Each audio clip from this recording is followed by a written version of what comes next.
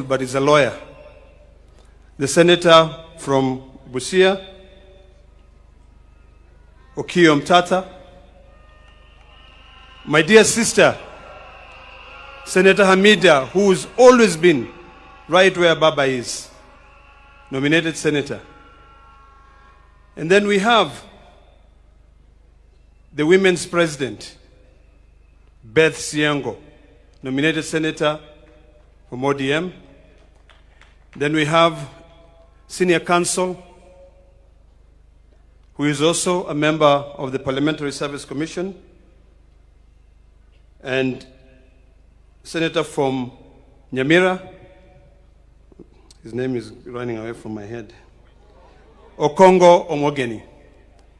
And then we have a young man who I love and respect, who has always been very, very close to Baba, Senator Eddie Okech. Thank you for what you did for Baba. We have Baba's daughter from the north, Senator Hezena Lemalatia. Then we have my brother, Senator from Homa Bay, a man I love so much, and a man who loved Baba so much. Senator Moses Kajwang, who is also the chair of PAC. Then we have Bunge FM. Her name is Senator Miraj from Mombasa. We also have a former governor of Western Gishu County, Senator Governor Mandago. We have, the next is Senator Catherine Muma, who is also a member of the Speaker's panel.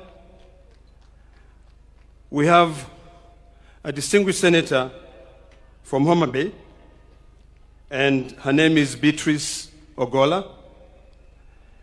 And then we have a man who speaks Swahili, and a very good man from Embu, and his name is Senator Mundigi. We have, next to Senator Mundigi, we have VIP. Baba was magnanimous. The only virtually impaired senator we have in Kenya, who is a lady of our own standard. Her name is Senator Crystal Asige. Next to Crystal Asige, we have a senator from Nairobi, and her name is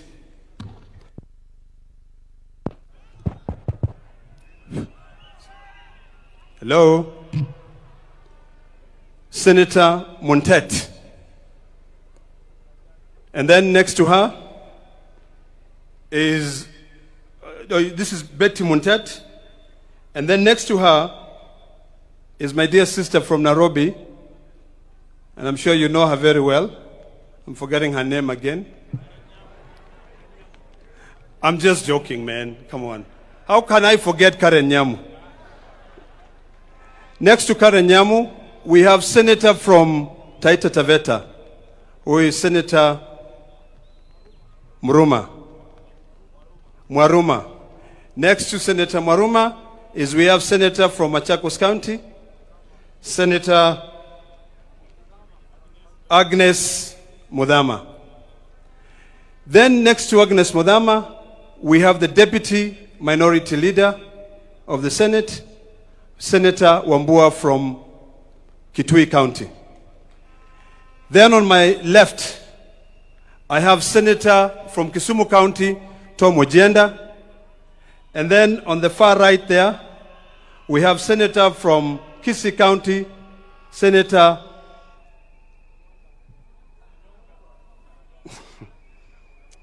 Onyonka. And then finally, we also have a senator from Bungoma County. I'm trying to remember his name. Senator Okoli. And then finally is a senator from Siaya County, the youth leader, Ruto Odinga.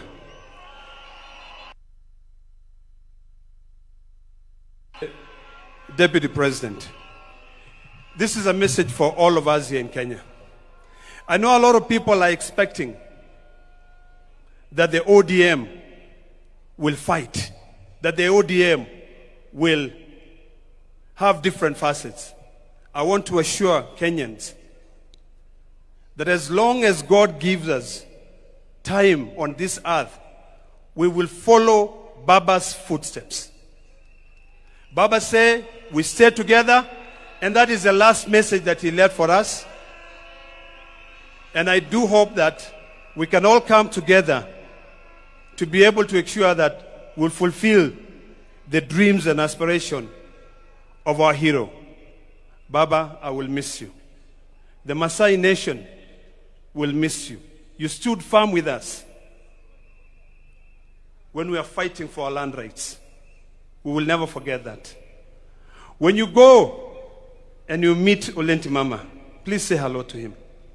When you meet all those Maasai leaders, Ole Sankale, Ole Tip Tip, including even Saitoti, please say hello to them and tell them that the current generation will keep the fire that you left burning, continuing burning.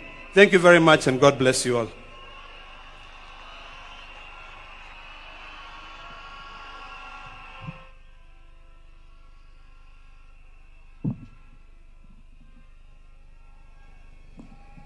I now want to invite the chair of ODM, Governor Gladys Wanga, to come and invite a few speakers from the party.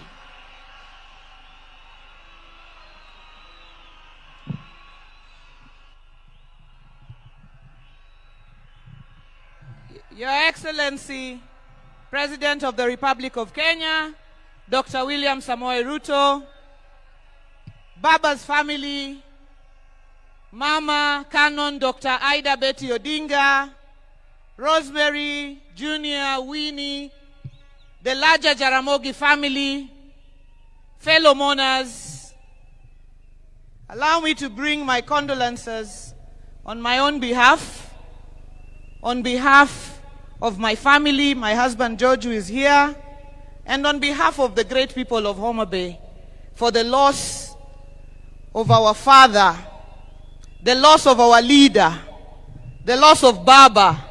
We celebrate the life of a patriot.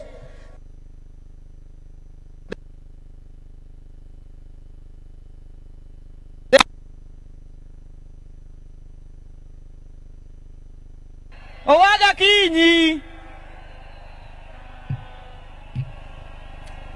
And allow me, on behalf of the party, to thank you, Min Ping. Receive gratitude from a grateful party for taking care of Baba all these years, the 50+ years. If you are a woman or person here, Baba would have come back sometimes and found you not there. You stood firm beside him. And for that, we say thank you very much. Over the last 20 years, Baba built a national, vibrant, and dynamic party, the largest party south of Sahara and north of River Limpopo, the ODM party, which has its members from Vanga in Kwale to Todonyang in Turkana, from Wajir up north to Nyatike Wotorumo and Mageta Island here in Siaya. To the over 7 million members of the ODM party, and some of whom are not here, but are mourning across the country, we say pole. But we say we remain focused and Baba's spirit lives on. The over 1.3 million ODM party officials, from polling stations to branches to counties, najua mko hapa, nataka kuwaona kwa mkono, our grassroots officials of the ODM party, mahali popote ambayo mko, nikisema ODM mnipe tuko tayari. ODM! ODM! Our message is simple, because Baba was our true north. And today, we may not find him to consult him, But we must ask ourselves, in any situation, what would Baba do? Faced with the decision of unity of the country or division, what would Baba do? Faced with a decision of hate or love, what would Baba do? Faced with a decision of exclusion or inclusion, what would Baba do? Faced with a decision of hope or despair, what would Baba do? Faced with a decision of whether tukue watu wa Man U ama Arsenal, Baba atachagua gani? Lazima tujiulize, what would Baba do? Your Excellency, our President, Dr. William Samoei Ruto, allow me to thank you on behalf of the party for the honor and dignity that you have granted to our father, our patriot, as he lies here as an elaborate state burial, which you have overseen personally. We thank you, and we do not take it for granted any bit. Deputy President Kithure Kindiki, to lead it. Thank you, Professor. Our brother, Dr. Ray, thank you for all the running around that you have done during this process. Your Excellency, we only ask you for one more honor. Ile stadium yetu ambayo inakuja kubwa sana, 60,000 capacity, tunaita kwa kizungu magnificent. Tunaomba kama chama, hiyo ikuwe na jina Raila Odinga Talanta Stadium, Nairobi. Alafu, since wewe pia ni mtu ya Arsenal, next year, ukiimaliza, Baba alikuwa Arsenali, wewe pia ni Arsenali. Ulete Arsenal hapo, wacheze na Harambee Stars, the Raila Odinga Memorial Cup next year. Na watu wa Man U wajipange siku hiyo, watafute shughuli nyingine. Your Excellency, finally, we said always that this our father, when he says left, we go left. When he says right, we go right. When he says fire, we fire. The last instruction he left us with, and with a very clear mind. And I remember him speaking at the burial of the late Dr. Phoebe Asio, and he said he made a clear decision to work with you for the stability and unity of the nation inside the broad-based government. That is the last standing instruction that Baba gave us. And as a people and as a party, that is where we will stand. Jothurwa, Jothurwa, Baba no when wawach ka, no when wawach, ni wane isirikal mar broadbased ni. Moka oya wuotwa, tindo rito pesa, tindo rito mach, tindo rito bunde. Kanye mababa no wewa, kanye magwambo no wewa, Jothurwa, kanye mwabete koso wakelo machanganyiko. Kanye mwabete koso wakelo machanganyiko. Kanye mwabete koso wakelo machanganyiko. Kanye mwabete koso wakelo machanganyiko. Joma bet kanye fuana urubadwe yamo. Mano tik. Mano secado. Your Excellency, I have a small responsibility.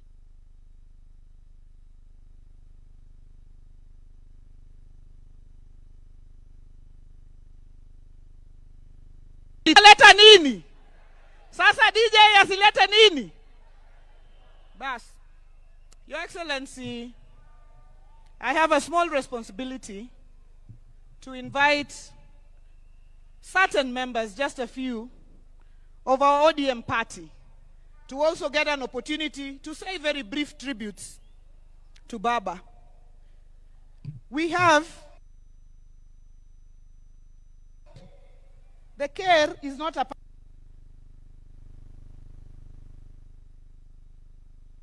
invite our care, or is a bit far. So as the care comes, because it will take a bit of time, I want to invite somebody to invoke the spirits. And since Ajiki, Winnie already invited Nyabungu to invoke the spirits, I want to invite Owaka as he comes. Please invoke the spirits of Ramogi so that they can come down.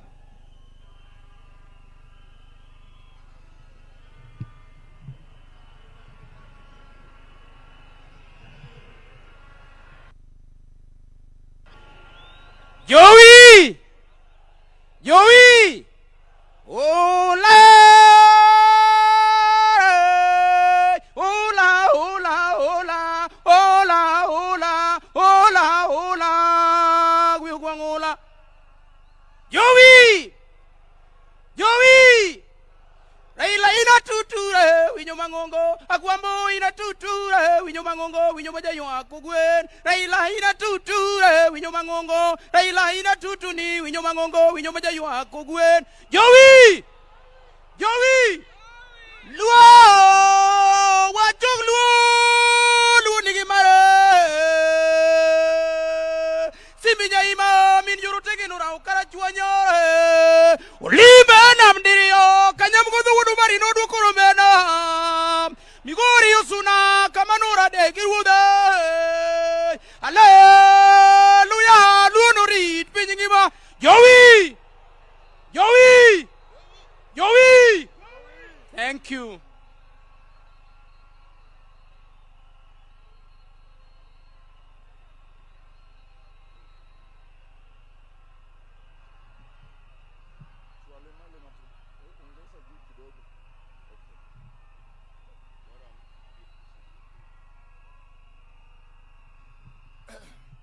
His Excellency, the President of the Republic of Kenya, Dr. Ruto, Mama Ida, the nyithinde duto, the familia majo kajaramogi. Akelo numos mamara mondu ukau kuyo mamara, kako dungiranda, musie Raila. Jokanyana muntie, Joluo untie. Adwa wuyo kodu matina inya. Adwa wuyo kubu kod ngamange kuom ngamangeyo. Raila wunya lego musiebna. Akwa umondo uchiki tu jokanyana. Joluo untie. Satana zindwe.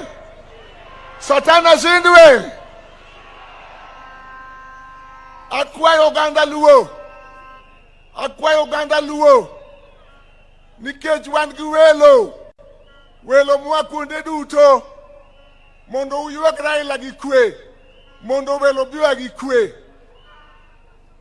Kapok adhi nyime to akwayo jodongo mwaka mora ma jaduong', ng'ama iluongo ni jaduong', miluongo ni Elda mondo amalo ting' bade. Jaduong' yoyote kama entie, jodongo mwa Mombasa, jodongo mwa Nakuru, jodongo mwa Kitale, jaduong' mwa kamora mora, jokanyana mutie.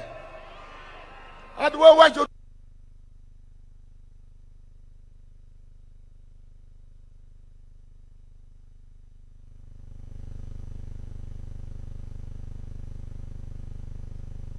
Raila ni manyani to anan kamiti.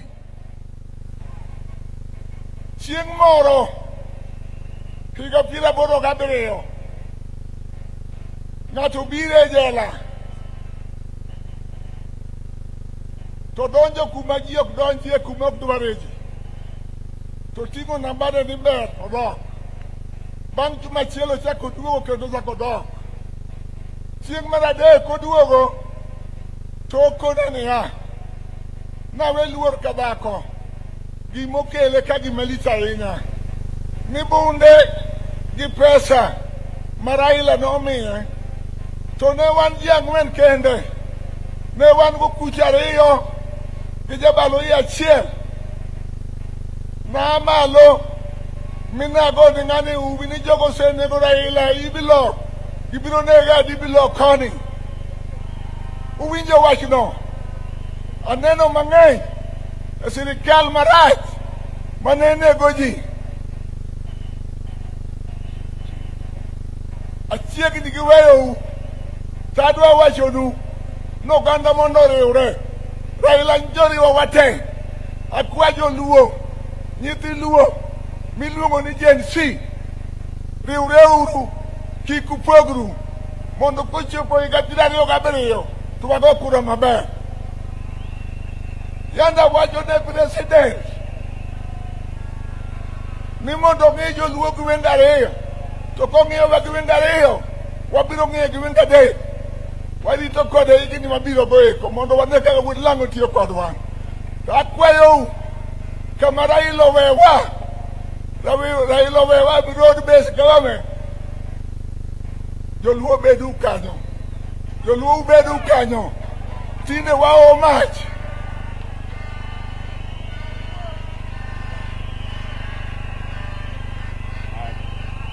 Awacho duka we unia. Nyocha an ga ogudu marwakoni. Joluo makonge mayando kelo na. To joluo gi openja. Ito bwana ker. Joluo ma ungo gi gin milion adi. Ang'wen. To konu time ang'o gi mon.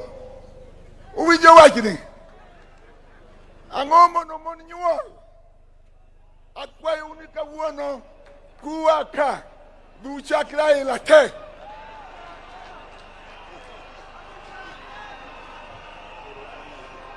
Pero kamano mama.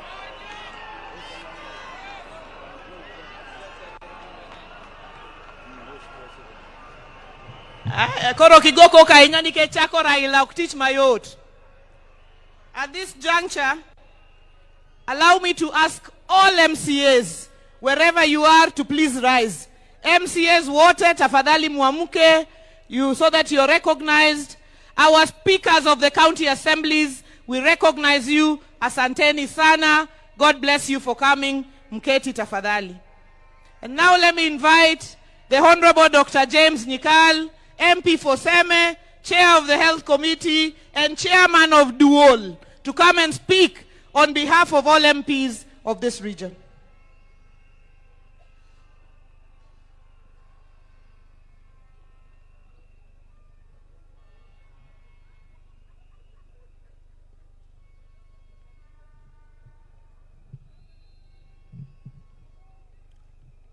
Your Excellency, the President of the Republic of Kenya, Your Excellency, the former President of the Republic of Kenya, President Olusegun Obasanjo, the family of Right Honorable Raila Odinga, Dr. Uhuru, Mom and the children, all the distinguished guests. I am chair of the caucus of Luo MPs. And I want, first of all, thank the family of the departed Raila Odinga for supporting him while he gave his life totally to the people of Kenya, and particularly to us politicians. I also want to thank the President of Kenya, Dr. Ruto, for the befitting send-off and the care he took of our departed leader. I also want to thank him for the cooperation Raila Odinga, that in my view and everybody's view has stabilized this country. We, as a caucus, will work within the ideals of our party, ODM. That is the party of Raila, whose ideals are a united one Kenya, respect for democracy,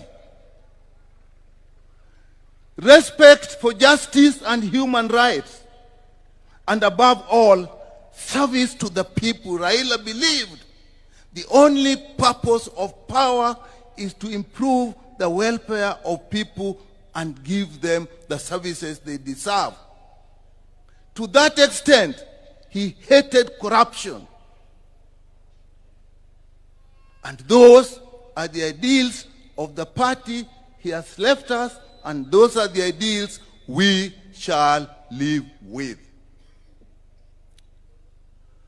The last consultation we have with him as a caucus, he told us, as you work with the government, which is the broad-based government, make sure Kenyans get services that they deserve. Going forward, I will advise you. But now he's gone. We will live by the ideals of ODM as led by the acting party leader, his brother, Uhuru Odinga. ODM Juthurwa Raila no wacho ni mane party wa mbaka mwago kod mugike duol. No wacho ni kako gande nyaku riwruok emimiyo en wan gi teko. Wacho ni kata teko ne wuok e riwruok wa nyaku bed gi moradi achiel. Mar ariyo, ODM e party wa makwa we ODM kamora mora mo wantie to walal. ODM Juthurwa party wa enango ODM. And that's where we are. Thank you. Thank you so much, Dr. Nyikal. At this juncture, I'd like to ask our National Executive Committee to please rise wherever you are. The National Executive Committee of the party, tafadhali tusimame for recognition. Asanteni sana. Thank you so much, the National Executive Committee. I want to specifically recognize our Executive Director, Odoro Ngwen, and our Finance Director, Joshua Kawino. All the other NEC members except Central Committee members, mbaki mkisimama, mkae. All others, please sit. Central Committee members, please remain standing. Central Committee members of the party. Together with our Vice Chairpersons, I just want to recognize you. Our Vice Chairperson, Dr. Otienda Molo, our Professor Peter Nyang Nyongo, who's also in the Central Committee of the party, our Deputy Party Leader, Abdul Somad. The Deputy Party Leaders, I'll pass you and the SG because you'll come and speak, just sit. Our Whip, who is Honorable Millie Mabona, Honorable Rosa Buyu, who's the Director of Political Affairs, our President for the Women, Beth Siengo, our Vice Chair, Honorable Ariko from Turkana, our Youth President Ketora, our Vice Chair Senator Mwaruma from Taita Taveta, the party's Treasurer Timothy Bosire, and no, the NEC members just be our Vice Chair Christine Lemein. Amevaki Masai. Oh no, something is covering her. Christine Lemein, our Vice Chair from Narok. Asante sana. Please just be seated. I would now like to invite our Secretary General of the party, Senator Sifuna, to come and make his remarks.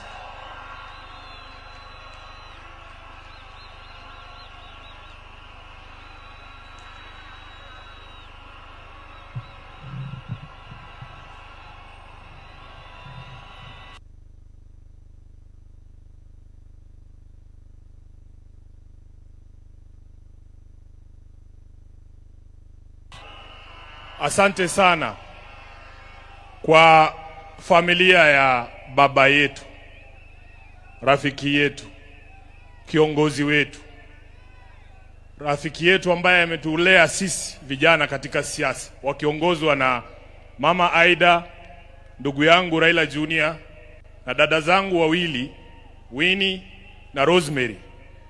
Mheshimiwa Rais na viongozi wote ambao wamefika hapa, na wasalimu kwa jina la Yesu. Hamjambo? Hamjambo tena? Hebu unipungie mkono kama unaniona, hata wa kanisa. Asante. Asante. Mimi ndio Sifuna, katibu mkuu wa chama cha ODM, seneta wa Nairobi na naibu kiranja wa walio wachache pale kwenye Senate. Zaidi ya yote, mimi ni kijana wa baba. Waheshimiwa wote ambao wamefika hapa leo, I have been extremely privileged. It is the privilege of my life to have met Baba, to have studied under his feet, to have learned all that I have learned from him, and finally to serve him as his Secretary General for the last 8 years. I will eternally be grateful to you, Jacom, for the opportunity that you gave me. I have never had opportunity to ask why you picked me, Baba. Tumekuwa na wewe katika sherehe kama hizi nyingi sana, Na wakati moja tulikuwa tunaulizana, mimi nilikuwa najua nikifariki baba atakuwa kwa mazishi yangu. Nilikuwa najiuliza, baba, if you came to my burial, what would you say about Sifuna? Na nikajiuliza, what will I say on that dreadful day when we have to bury our baba, our mentor, our leader? Words fail me. Na since baba akuwe mgonjwa alipoenda nje kutafuta matibabu, asanteni, nimekuwa nikijiuliza, wherever baba is, what is it that I can say or do that will actually make him proud? What are the things that we should do as the leadership of the party right now to make baba smile from wherever he is? And in my view, this is not the time to push divisive narratives in ODM. This is not the time. You all know, nyinyi wote mnajua ya kwamba chama cha ODM ni chama cha kila mtu, si ndio? Chama cha Kenya nzima. Na lazima sisi kama viongozi wa chama tuonyeshe umoja ili hawa ndugu zetu ambao ni wanachama wafuate mfano wetu. Nataka niseme hapa mbele yako baba, ya kwamba chama hiki ambacho umetuachia, mimi Sifuna sitakuwa baadhi ya wale ambao watachangia kuangusha chama cha Raila Amolo Odinga.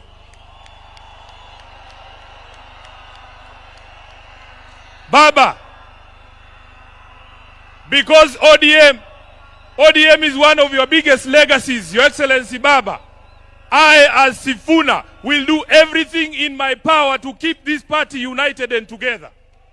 Even in the face of open provocation, Baba, you know what I am talking about. You know why I'm saying that.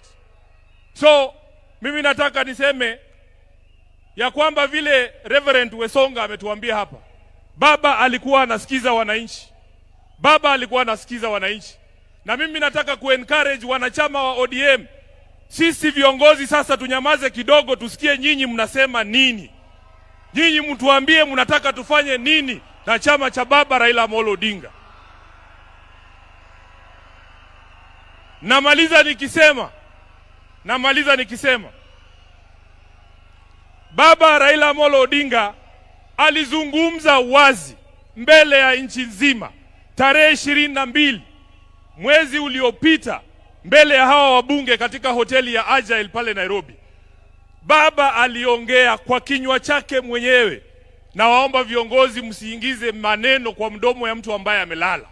Alisema yeye mwenyewe, akasema kama chama lazima tujiandae kwa ajili ya uchaguzi wa mwaka 2027.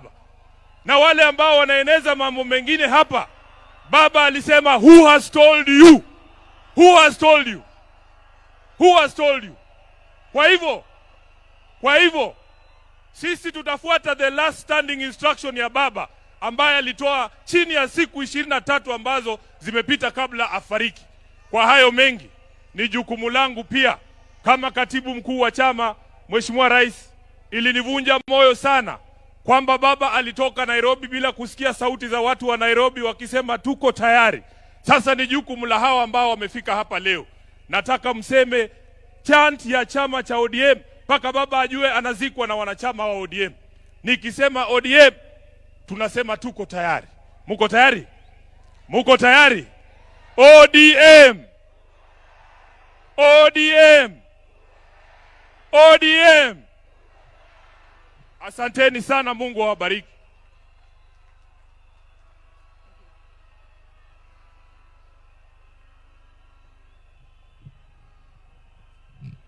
Thank you so much, our SG.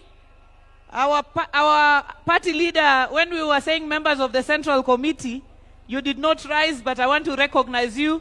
Our party leader, who is the chair of the Central Committee, Dr. Ruto Uhuru, the chairman of the Central Committee. Wamama wa chama cha ODM ebu muamke, because baba alikuwa mtetezi wetu.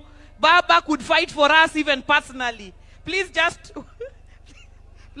Please wave tafadhali. Asante sana. Thank you so much. Thank you very much. Now, allow me to invite to speak to us the governor of Migori County, Governor Ochilo Mbogo Ayako.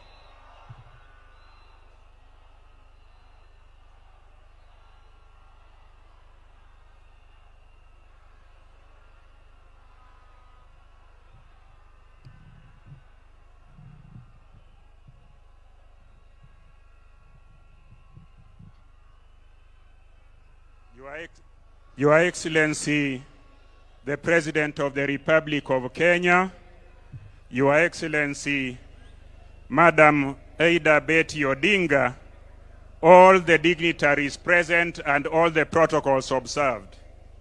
Nyasaye ber, seche duto. I want to take this opportunity to bring the condolence of the great people of Migori, the condolence of my family, and the condolences of all the living things from Migori County. I want to say that we are so sorry.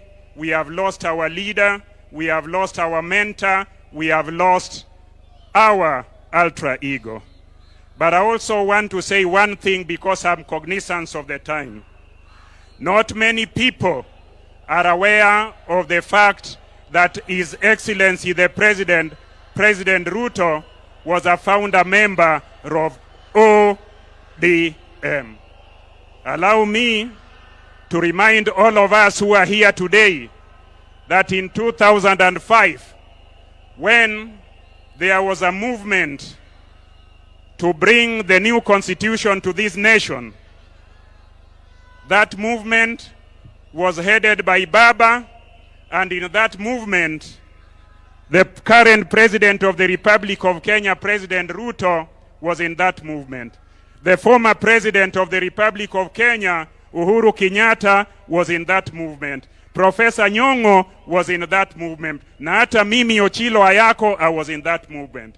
I am saying so in remembrance of Baba, because Baba knew how to put teams together. Baba brought everybody as a team and ensured that he was focused that Kenyans were to have a new constitution. And mimi nikiwa mtu wake wa mkono wakati huo, I was a minister and a young one, a one that was very fearful. So I went to Baba and asked him, you are a minister in this new administration. I am the youngest minister in this new administration. And you have said we should take a stand for the people of Kenya. I am saying so to confirm that Baba never betrayed the people of Kenya when the interest of the people of Kenya was ahead of everybody. Baba sacrificed everything he wanted. So I want to say, tukumbuke Baba, tumkumbuke kwa ile msimamo alichukua, na sisi zote tuendelee hivyo. Asanteni sana na Mungu atubariki. Thank you so much. As we remember that we are in the solemn occasion of sending off our father, our leader, our statesman, an occasion being watched from across the world. I would now like to invite to speak to us the founding Secretary General of the ODM party and the Governor of Kisumu County, His Excellency Professor Peter Anyang' Nyong'o.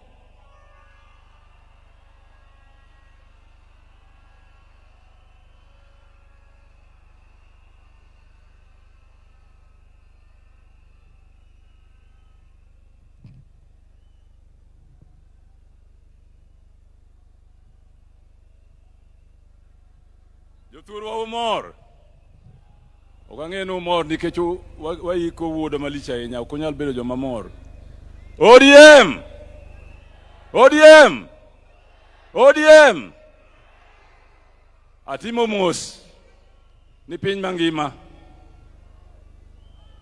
Kwa biro kaka wuono, niwago oriti, jatendwa mageno, mosegero piny Kenya ga Afrika mangima.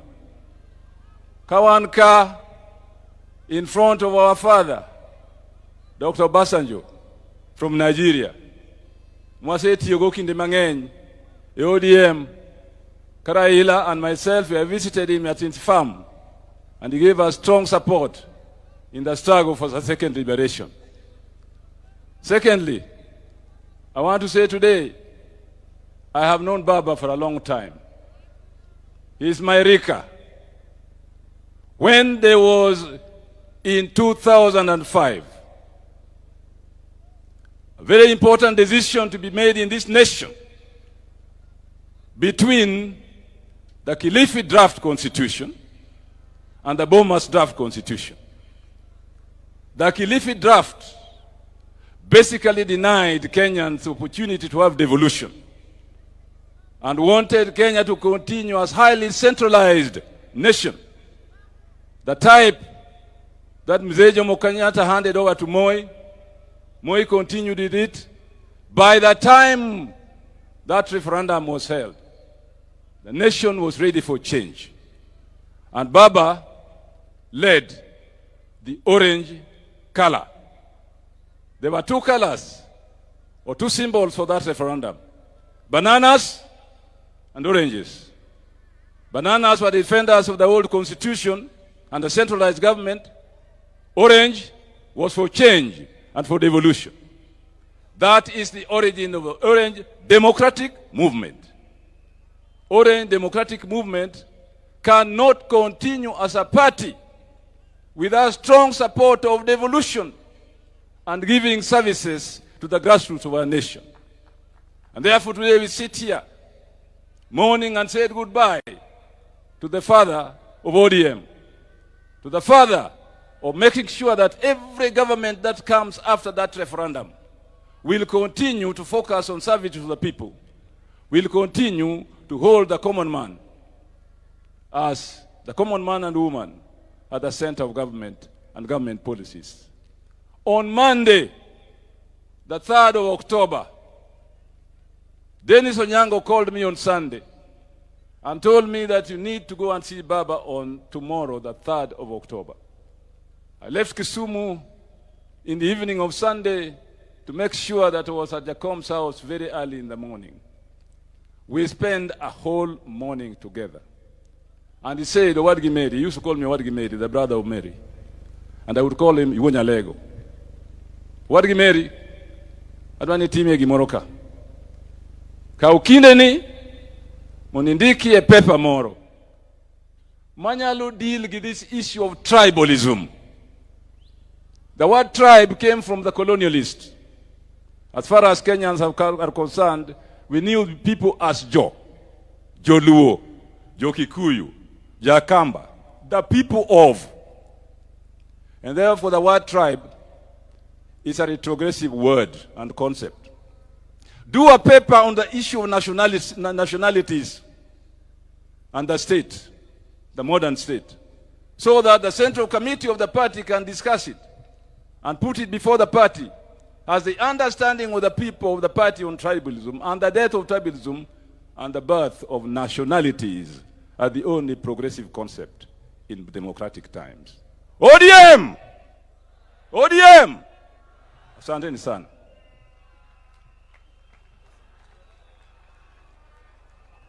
Asante sana, Professor.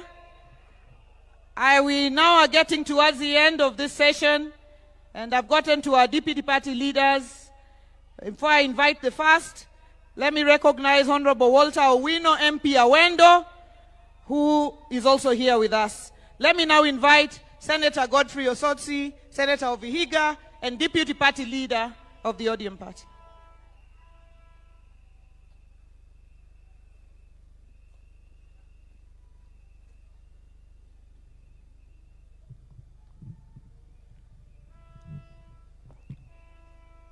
Familia ya baba kiongozwa na mama Aida, His Excellency the President, the Deputy President, and all protocol observed. Mimi yangu ni fupi. Kwanza tupokee salamu ya baba. Salamu ya baba kwa hewa. Ya kwanza, tarehe 2 mwezi huu itabaki kama siku muhimu sana. Kwa sababu baba Raila Odinga alikaa pale hoteli ya Serena the whole of afternoon mpaka late in the evening, na alikuwa na summon watu, anawaita na waongelesha. Mimi am lucky I was one of the people. Nikiwa kule Senate, baba akaniita, nikakaa na yeye pale Serena. Na hiyo siku baba was in high spirit na alifungua roho mambo yake. Baada ya hiyo nikishaenda nyumbani 1 hour later nikaambiwa kwamba unaitwa urudi pale Serena. Nikapata pale Serena Mheshimiwa Gladys Wanga, Mheshimiwa Junet Mohamed, Mheshimiwa Rosa Buyu na Mheshimiwa Odoro Ngwen kwa mkutano na baba. Na hiyo baba akauliza swali kwamba hii mkutano ambao tulikuwa tunapanga kubwa ODM at 20, akasema kwamba yeye anasafiri anaenda kule India. Akatuuliza hii mkutano mnatakaje, iendelee ama isiendelee? Na akatupa nafasi kila mmoja wetu tuseme kama mkutano itaendelea ama haitaendelea. Sisi wote tukasema kwamba baba, wewe ndio mwenyewe. We are not celebrating ODM at 20, but we are celebrating you for the legacy of this country and for the fights you fought for the people of Kenya. Sisi wote tukasema tutaahirisha hiyo mkutano mpaka ile siku baba atarudi. Lakini mimi majonzi yangu ni kwamba kumbe baba alikuwa anajua anaenda, kwa sababu alisema hiyo ODM at 20 ataita watu wote wale wamepitia kwa chama cha ODM, akiwemo rais wa Kenya Mheshimiwa Ruto na Mheshimiwa Uhuru Kenyatta, wote, Mheshimiwa Musalia Mudavadi, na leo mnawaona hapa wote. Sikujua kwamba hiyo ODM at 20 itakuwa ni mazishi ya mzee baba Raila Odinga. Ya mwisho, mimi nikikaa pale na baba tumeongea mambo mengi, but I just want to send 2 most important things. Kwamba baba, Rais William Ruto, sisi kama chama tunashukuru sana umepatia rafiki yako a befitting send off. We are happy as a party. But baba was happy if all Kenyans enjoy life and benefit. Baba, on March this year, baba Raila Odinga aliweka kidole kwa mkataba 10 points agenda ambayo ni masuala ya Wakenya. Mheshimiwa Rais, umesaidia ndugu yako vikubwa, lakini baba atakuwa na furaha sana kule mbinguni kama hiyo 10 point agenda itakamilika vile alikuwa anataka. Na baba mwenyewe alikuwa amesema tarehe March next year 2026 yale masuala 10 yawe yametekeleza. Kwa hivyo Rais, I know you have the ability, I know you have the capability, I know you have the power. Please make baba happy in heaven. Ya mwisho, chama cha ODM, I want to join the other leaders who have spoken before me to say many people are saying outside there that now that baba has gone, the party is gone. I want to tell you today that baba has left a strong team of able, brave individuals who are ready to run this party. We will sit down. We will take our time to mourn baba. After mourning baba, we will constructively engage internally. And then we will pick our pieces and ODM will stand strong as a single political party in Kenya that will continue to drive the vision of baba. Asanteni sana. Wacha tuseme ODM! ODM! Asanteni sana, Mungu wabariki.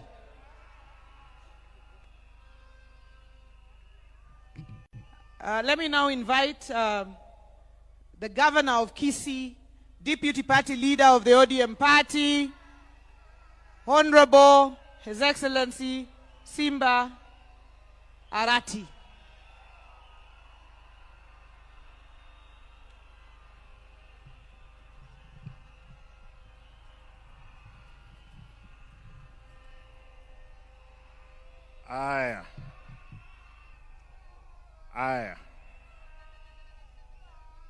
Your Excellency, the President of Kenya,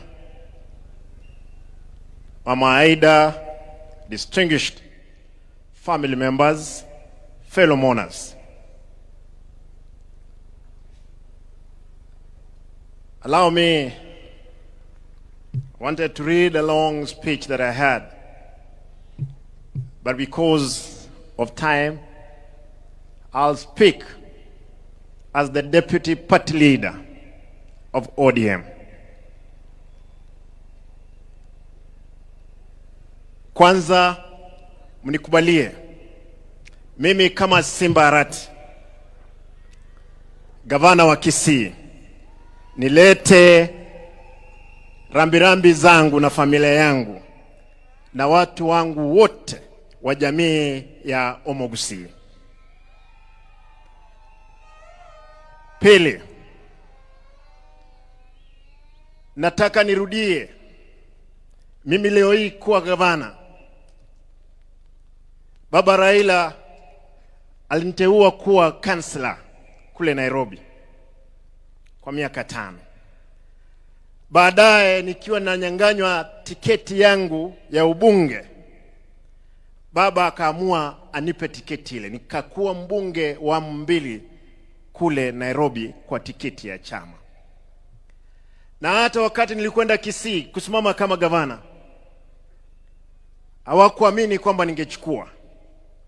Baba akanipa tiketi ile. Nimesoma katika darasa la baba. Amenipa mtihani. Nimepita mtihani. Baba ananipigia simu akiwa hapa. Mara ya kwanza mwezi uliopita akaniambia nikatoka Nairobi kuja kumuona. Tukaongea. Akaniambia nirudi Nairobi niende kukutana na Rais Ruto. Tuongee mambo ya chama na viongozi wa Kisii kukutana na yeye. Baadaye wiki moja kabla hajaenda kule India, mzee amenitafuta kwa simu. Akaniambia nataka simu ya bibi yangu. Alikuwa anataka amuongeleshe. Nikampea, wakaongea. Wakakubaliana kwamba wiki hiyo angesafiri kule Uchina kwenda kutibiwa. Lakini baadaye nikaondoka Kisii mara moja kuelekea Nairobi kumuona. Nikaenda nyumbani, nikakutana na Mama Aida. Nikampata. Mzee alikuwa Serena. Akaniambia, Simba, usije Serena, uje nyumbani. Tukakutana. Mzee akaniambia, Simba, nataka niende Malindi kwa siku 2. Nitarudi nione kama nakwenda India ama naenda Uchina. Tukakubaliana na baba, akaenda Malindi, akarudi. Tukakutana na Mheshimiwa William Ruto, rais wetu. Rais akaniambia, we cannot gamble with the life of our brother Raila Odinga. I'm giving a plane tomorrow to take mzee to India. And Mheshimiwa Rais, nashukuru, asante sana. Nataka niseme, najua kwamba baba amelala, yuko pale. Baba amelala, baba aenda salama. Lakini jua kwamba papa wameamka sasa. Wamesema kwamba kulala kwako chama cha ODM kitalala. Nataka nihakikishie umati huu, chama cha ODM sasa ndio tumeanza mapambano. Mapambano ndio tumeanza. Baba, utafurahia mahali utakuwa, safari ambayo tuko nayo. Nataka niwahakikishie wanachama wa chama. Wanga, nipe dakika moja, mimi nalia. Dakika moja. Nataka niwahakikishie wanachama, wale ambao hapa, wale walikuwa napinga baba, wale walio dhurumu baba, wengine wako hapa ndani.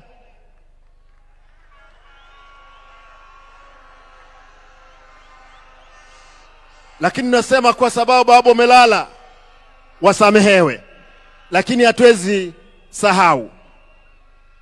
Nataka niwahakikishie, mimi kama deputy party leader, siku ya kesho, Mheshimiwa Rais, tafadhali tunaomba kwamba shujaa ambaye tunasherehekea kesho ni baba Raila Amolo Odinga.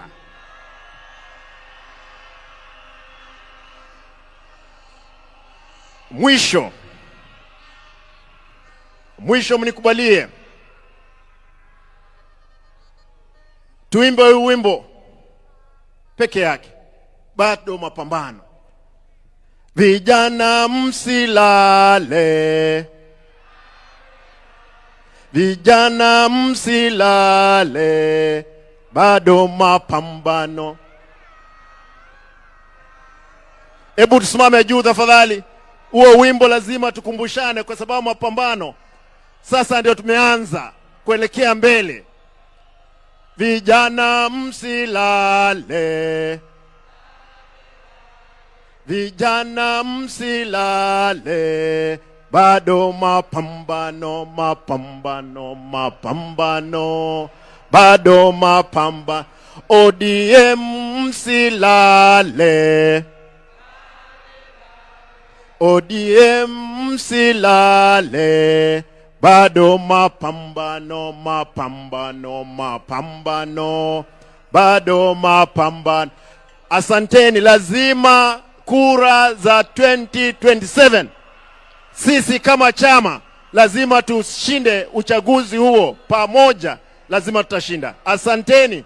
Mungu awe nanyi.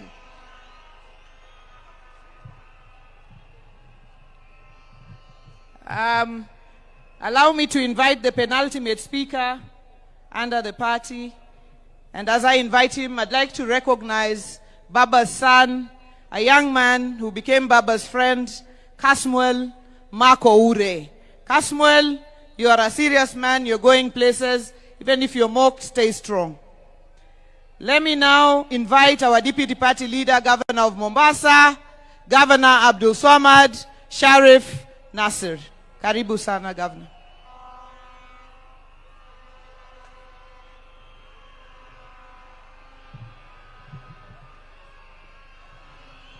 Aya, baada ya kufuata itifaki zote, mimi nimekaa hapa na nikaona kila mmoja anaongea lile ambalo kwamba baba alikuwa amemwambia. Lakini mimi kwa unyenyekevu niko na barua ambao kwamba nimemwandikia baba, yale ambao yameweza kujiri kuanzia alipokuwa ameenda mbele ya haki na mpaka sasa hivi. Baba, katika barua ambao kwamba nakuandikia, nimeona watu wengi hapa, aliyeongea Kijaluo, aliyeongea Kiingereza. Mimi nitaomba niongee Kiswahili ili sije wengine wakaona na wasengenya, na ndio maana siongee Kijaluo hii leo. Baba, katika mazishi yako, baba, katika mazishi yako ni mazishi ambayo kwamba ni ya maajabu. Dunia nzima inaweza kuomboleza na wewe, jamii, marafiki, familia, wale ambao kwamba alikuwa ni wako wa ndani. Lakini baba, lile ambalo kwamba la ziada, hata maadui zako sote tunashtuka na tunashtuka ya kwa leo wanatoka machozi, na tunajiuliza ya kwa ilikuwa ni machozi ya ukweli ama ni machozi ya uongo.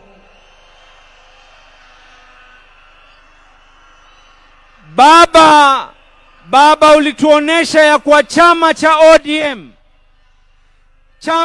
ODM ni chama ambacho kwamba ni lazima kitetee watu. Baba, katika ile hali ya kupima hali ya maji na unga, chama pale ambao kwamba ulituacha sisi katika uongozi, Baba, tuliamua ya kwa Daktari Oburu aweze kushikilia nafasi yako, tukikaa chini tuweze kuendelea. Na nina imani Baba, pale ulipo ni jambo ambalo kwamba tumelifaa la maana. Baba Agwambo Tinga, Baba, katika hikma yako ulituambia tunaingia katika mambo ya broad based. Baba, tulikaa masaa na wewe tukaulizana, je, tuingie katika broad based ama tusiingie? Na sote tukakubaliana ya kuwa tuingie katika serikali ya broad based. Baba, nakupatia uhakikisho hivi sasa hivi, hatukukusaliti wakati uko hai na hatutakusaliti wakati umefariki. Tutakaa ndani ya serikali ya broad based. Baba, tutakataa kuweza kukusaliti. Baba,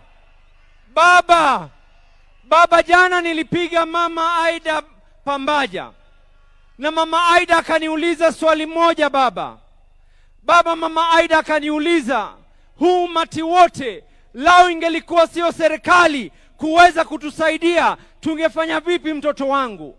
Nikamwambia Baba, magavana wa ODM pengine tukechukua wale Kanjo Inspectorate wote tukawaleta, pia tusingeweza kucontrol umati ambao kwamba walikuwa wanataka kuzika.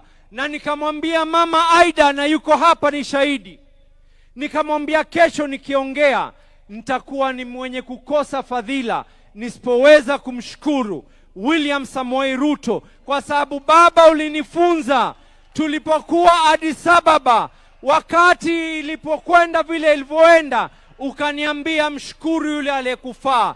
Niko hapa hii leo. Thank you. Asante Rais William Samoei Ruto. Lao si wewe, sijui tungekuwa vipi tumeweza kumzika. Baba, nikimalizia, Baba, leo hii mimi ni shahidi. Tunamuomba Mama Aida kwa unyenyekevu, vile ambavyo kwamba Baba alitushika mikono tukaingia katika siasa. Tunamuomba Mama Aida awabariki watoto wake alowazaa, lakini ni ndugu za Wakenya wote. Junior, Rosie na Winnie, musituache mkono. The ODM party needs you and we can be able to songe katika hii safari mbele. Mimi nimesikia wengi wakiongea habari ya mwaka 2027.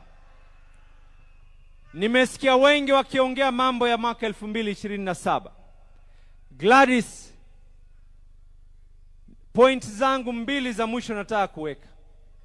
Ya kwanza, Baba, ulikuwa umetunuku Mombasa na ukaniamini niweze kuweka sherehe za miaka 20. Ikifika Novemba Baba, Mombasa inafanya sherehe. Tunasherekea miaka 20 ya ODM na tunasherekea miaka yako yale ambao kwamba uliweza kupeana. Na hata hii leo Baba, kuna delegates kutoka Mombasa wako hapa. Kuna MCAs wa Mombasa wako hapa. Kuna assembly na leadership yao yote iko hapa Baba. Yote kwa sababu yako. Baba, ikifika mwaka 2027, mambo mawili yatatendeka katika hii Kenya. Wana ODM nisikizeni kwa makini. Mambo mawili yatatendeka katika hii Kenya na kuonesha nguvu zetu. Hii by elections zinazokuja, sote hapa tutaingia mashinani kuhakikisha tumeshinda by elections zile ambazo kwamba zilioko katika maeneo ya Kasipul, maeneo ya Ugenya, maeneo ya Magarini. Watu watajitokeza kwa heshima yako Baba, na kila mmoja hapa atatoka na kuweza kuhakikisha ataweza kuinua uso wako, ili ikifika mwaka 2027 Baba, mambo ni mawili. Umetufunza ya kuwa kuna njia nyingi ya kuwa kanga. Tunasema hivi, mwaka 2027 hatukai katika upinzani.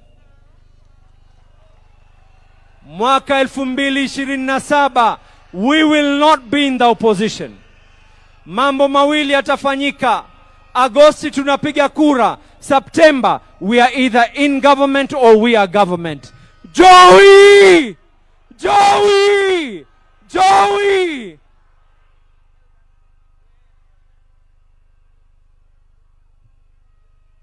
Jothur waber kosok ber. Bas. Finally, I would like to invite, in his hat, he has two hats. One as the National Organizing Secretary of the ODM party, and the other as the Chairman of the Council of Governors. And that is the Governor of Wajir County, Governor FCPA Ahmed Abdullahi, to come and speak to us. And when he finishes, call back the official MC, who's the Deputy President. Karibu, our Chairman.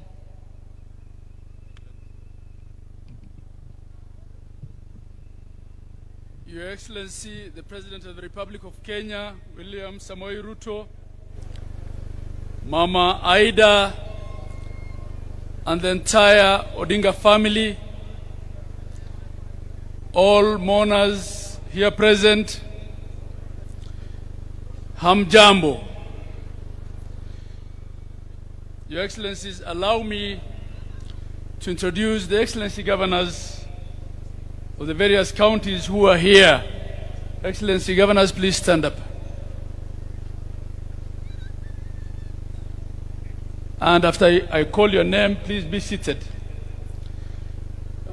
We had here on stage Her Excellency Governor Gladys Wanga, Governor of Homa Bay. We also had up here on stage Governor Professor Peter Anyang' Nyong'o, Governor of Kisumu County. We had here the two party leaders, Governor of Mombasa, Abdul Samad Sharif Nasir, and Governor of Kisii County, Excellency Simba Arati. We have the host governor also, who I'm positive will come and speak, Governor James Orengo. We have Governor Dr. Ochilo Ayako, Governor of Migori County. Governor Dr. Paul Otuoma, Governor of Busia County. Governor Speaker Emeritus Kenneth Lusaka, Governor of Bungoma County. Governor Dr. Wilbur Otichilo of Vihiga County. Governor FCPA Fernandez Barasa of Kakamega County. Governor His Excellency Joseph Olelenku of Kajiado County. Governor Dr. Dado Godana of Tana River County. Governor Gideon Mungaro of Kilifi County.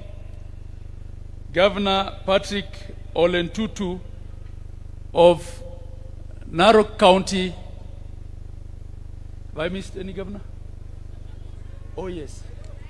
Her Excellency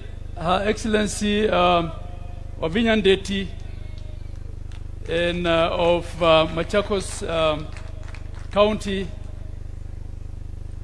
His Excellency Governor Kangata Wabarua of Muranga, and His Excellency Johnson Arthur Sakaja of Nairobi County.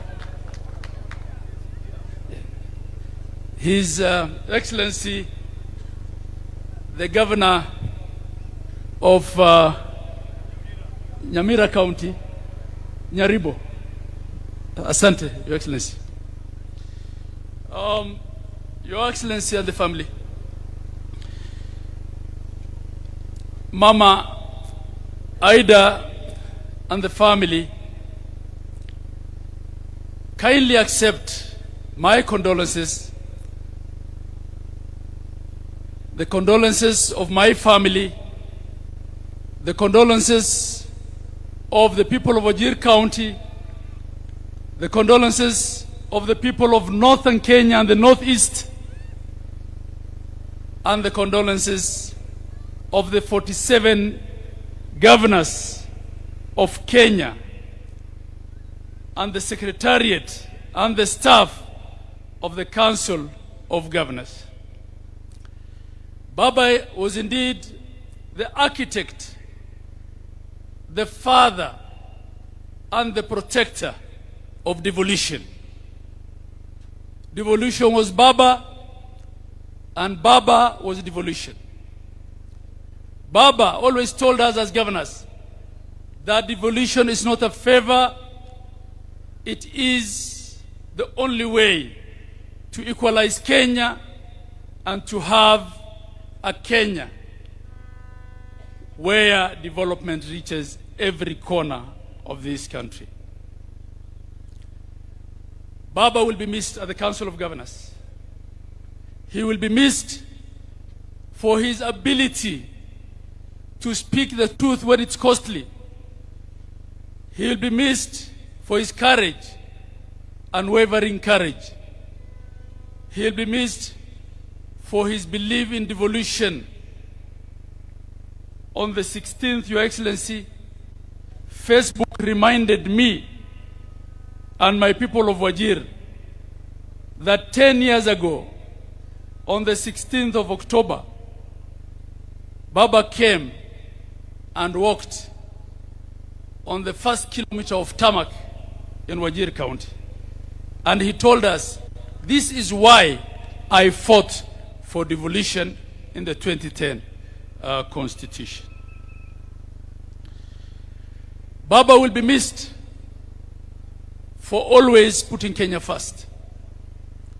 Baba has taught African leaders that whatever political grievances you have, none of them is worthy of burning your country for.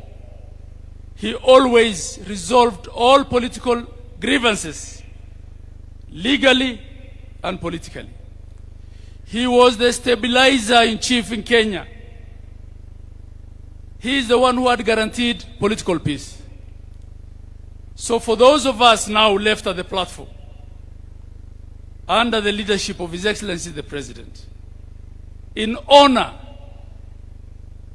of Baba Raila Amolo Odinga, we should vow never to ban Kenya for the sake of politics.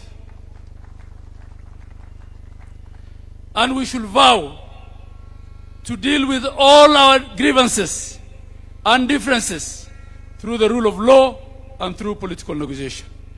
As for the ODM party, this party, formidable movement that Raila Amolo Odinga built, doesn't have followers only in Nyanza and in Western. It has followers everywhere in Kenya. It has followers in Coast, in the north and the northeast. It has followers in Masaini. It has followers everywhere, in every former province and in every county in Kenya. As we have given the interim leadership of this formidable party to our mzee and senator and elder brother of our departed party leader, Mzee Oburu Odinga, we want to assure you of our support, that we will hold ODM together at all costs, and that ODM will not fade. The legacy of Raila Amolo Odinga cannot fade. In his honor, we will ensure that ODM is one. And Your Excellency, I want to join everyone who thanked you for offering our party leader a state funeral befitting of him. He left us in broad-based, we will remain in broad-based. Fare thee well, Baba. Joey. I also want to recognize all the deputy governors, and there are very many of them here, who have also taken time to be with us here and to attend this important last function of Baba. I want to thank you. With that, may I then return the mic back to the official MC. I thank you all.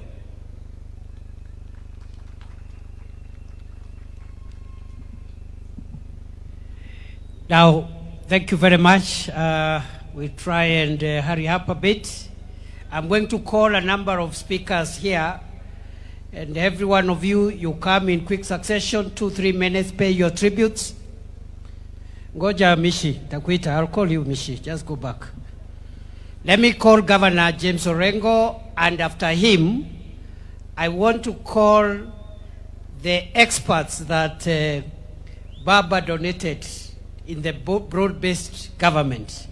So after James Orengo, I will call Minister Oparanya, Minister Joho, Badi, and Opio Wandai to say one word, 1 minute each, then we go towards completion of this program. Karibu, Governor James Agre Bob Orengo, Senior Counsel, Governor of Siaya.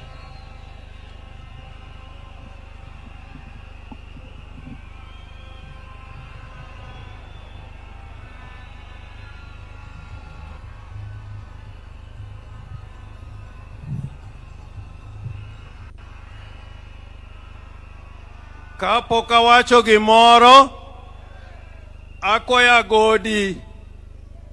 agodi, godo nongoro, biwere wend baba kai, agodi, agodi.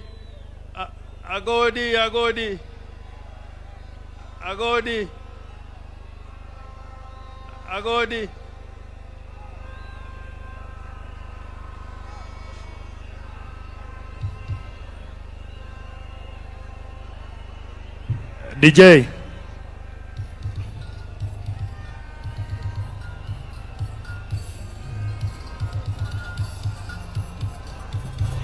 ODM instrumentals.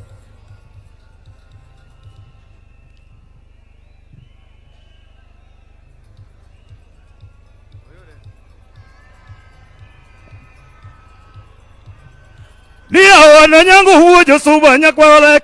Elakana tuma jawaya, weawe na molotinga, poke na nuango mipimogo. Ni Raila to poke na nuango mipimogo.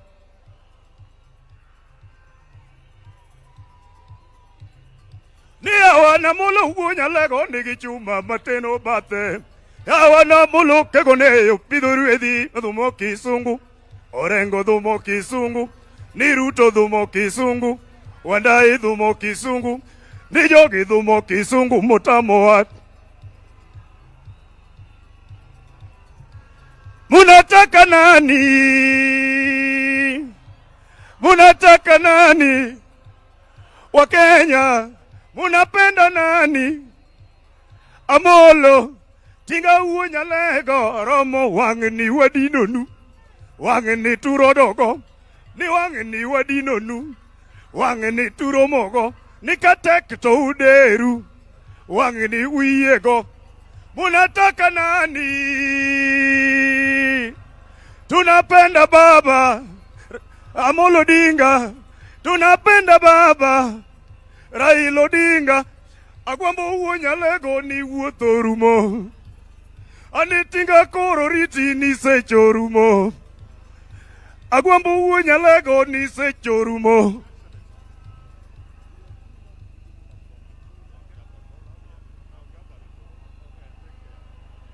Ero kamana godi, Jothuro untie,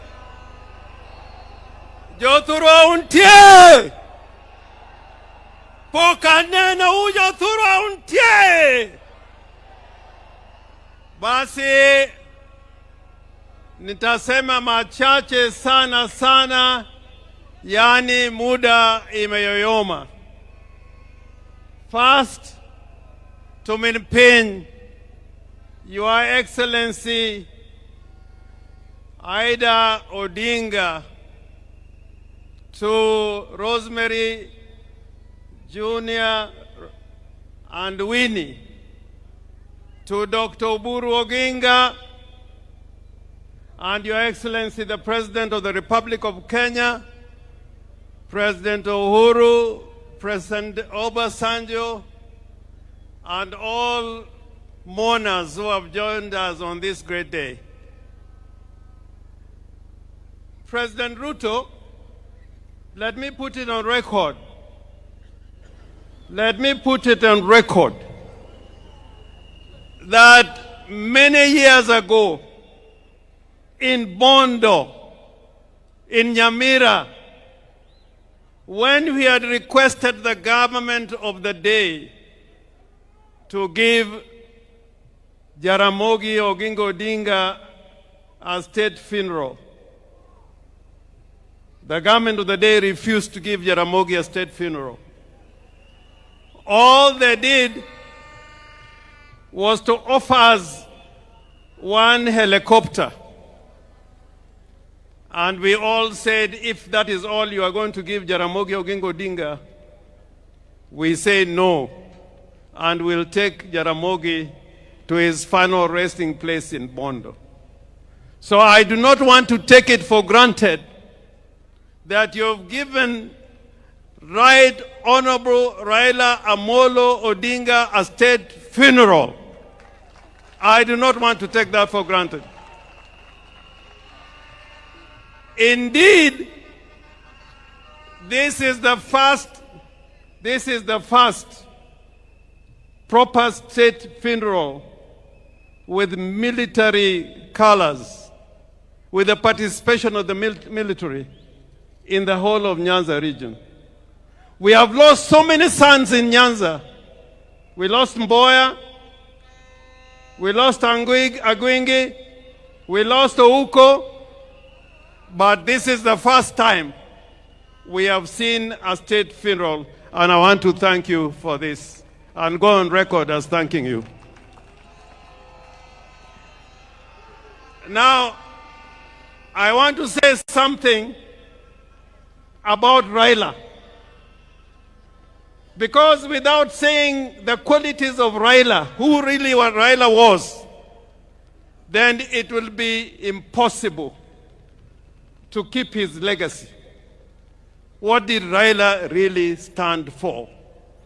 Why did many politicians come over these years and fall on the wayside? And Raila was always there fighting for us. Raila was a fighter for justice and democracy all his life. And sometimes I'm taken aback by some people who enjoy the rights Raila has fought for, including political parties. There are those who now lead political parties and abuse Raila Amolo Odinga without knowing that without Raila Amolo Odinga, you would not be leading those parties that you are leading today. They don't know. And I say, woe unto you. I say, woe unto you. There are those who forget the legacy of Raila Amolo Odinga. We have the Constitution of Kenya 2010. And people are here, and I like what Simbarati was trying to say, that there are people here today, when Raila was fighting for this Constitution, they said no to that Constitution. I want to remind you that without Raila Amolo Odinga, we will not be having this Constitution. So Raila was courageous. He was a brave man. I remember after the elections in 2017, when his votes were stolen, and we must continue to say that, when his votes were stolen,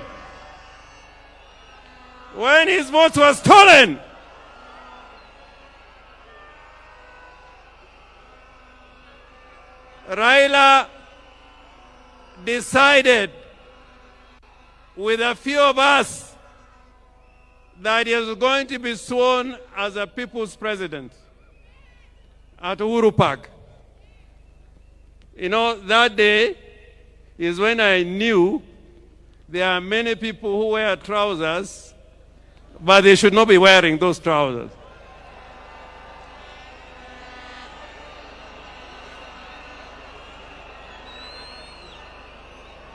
But Raila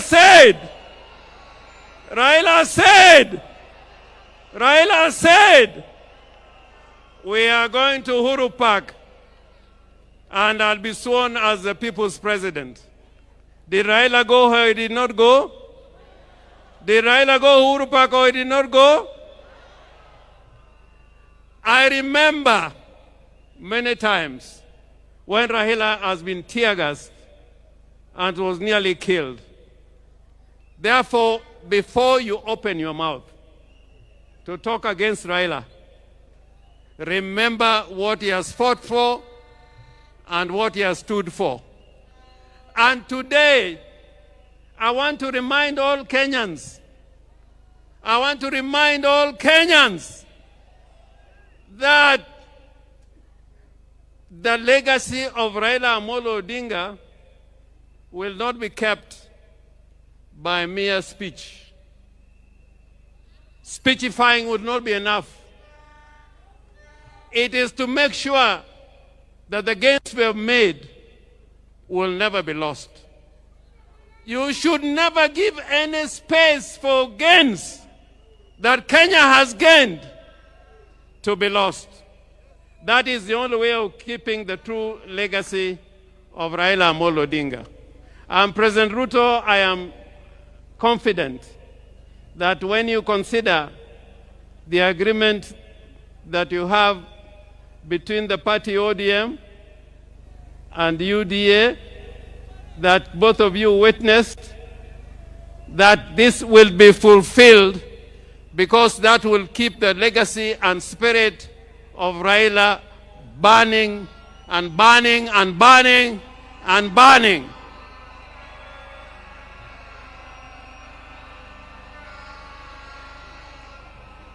The other character of Raila Amolo Odinga, other than being brave and courageous, was that he was a peacemaker. Raila was a peacemaker. And even today, we can see that Raila can bring Uhuru together, and Ruto is here as president. That was the true spirit of Raila Amolo Odinga, that the nation should keep talking together in unity and as brothers. Finally, I'm one of the people who believe that we must keep the party ODM. You must keep the party ODM. Remember the ideology of the party ODM. There's a huge delegation here, including the governor from Tororo, people from Gulu, my friend Olara Otunu, I think is also in the house. We welcome you. But Olara Otunu, during Pinluo, when His Excellency the President and President Museveni was here, he spoke in Luo. And I want, if you have anybody near you, to translate what I'm saying. Nijo Luo wangi kitwa.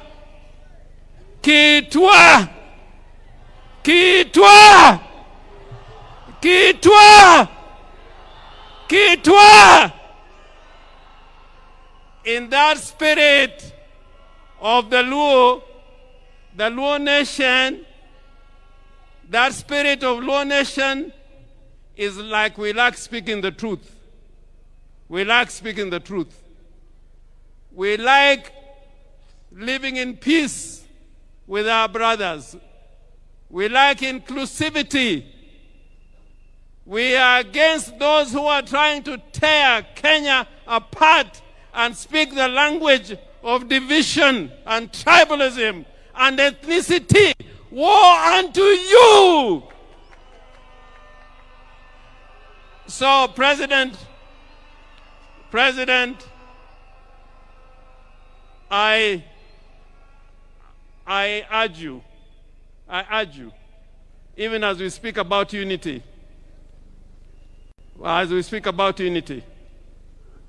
let us not kill political parties. Political parties are the foundation of democracy. Any arrangements we enter into don't kill political parties. In 1963, political parties were killed, and it took us 20 years to fight to revive political parties. So jothurwa awacho nuka geno ni wabed gimoro achiel, odu en odu, od meru kataka chwer mane odu, wabed kanyakla, wati kanyakla, mondo Kenya obed gimoro achiel. I thank you so much, Mr. President.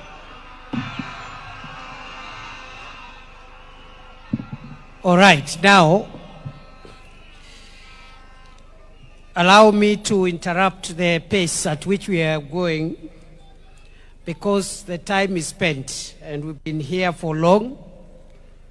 We have senior statesmen in our midst, including our retired president and the retired president of Nigeria, and we've kept them for long. The people that I call to come and speak, please come, and all of you come here. I'll also stand here, say something. We need to bring this to a close because we also want to respect the church. I have seen very senior bishops here who have been with us since 9 o'clock. CS Oparanya, if you're here, CS Joho, CS Badi, and CS Wandai. 1 minute each, just eulogize, and then we go to the next step. And this time round, I'm not going back to my seat.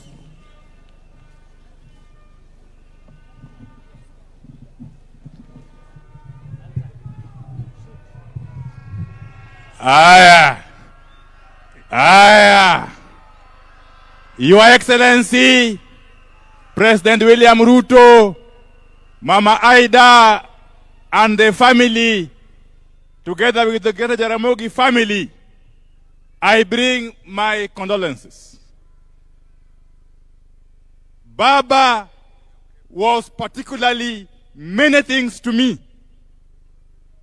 He was my father figure, he was my mentor, he was my advisor, and above all, he was my role model. I must thank the Almighty God for granting me the opportunity throughout my adult life until Baba's untimely demise to work very, very closely with him. Some of the things that we went through, there were good times, and indeed there are also bad times. But the bad times were too many. Some of these things I can only perhaps in the future record in a book. As I conclude, as we send off this giant of a man today, let me say this. Early this year, Your Excellency, Baba Raila Odinga did pay me a visit in my office at the ministry. And he told me that work for your country selflessly, that support your government fully. He concluded by telling me, Your Excellency, that he has been in many political arrangements. He has been in many political partnerships. But he has come to learn that, Your Excellency, President William Ruto, you are sincere. He also told me that you have demonstrated to him utmost goodwill. And therefore, as I conclude, one lasting tribute, the only lasting tribute we can pay to Baba and to perpetuate his legacy is to enhance and continue with the partnership that he started with President William Ruto. There are people, Your Excellency, who have worked before with Baba, but all that time, Baba ended up with the short end of the stick. Baba ended up with a raw deal. We must applaud you, Your Excellency, on this day when we send off Baba, that you have done us proud as a community of this region. Thank you very much, and may God bless you. Asante.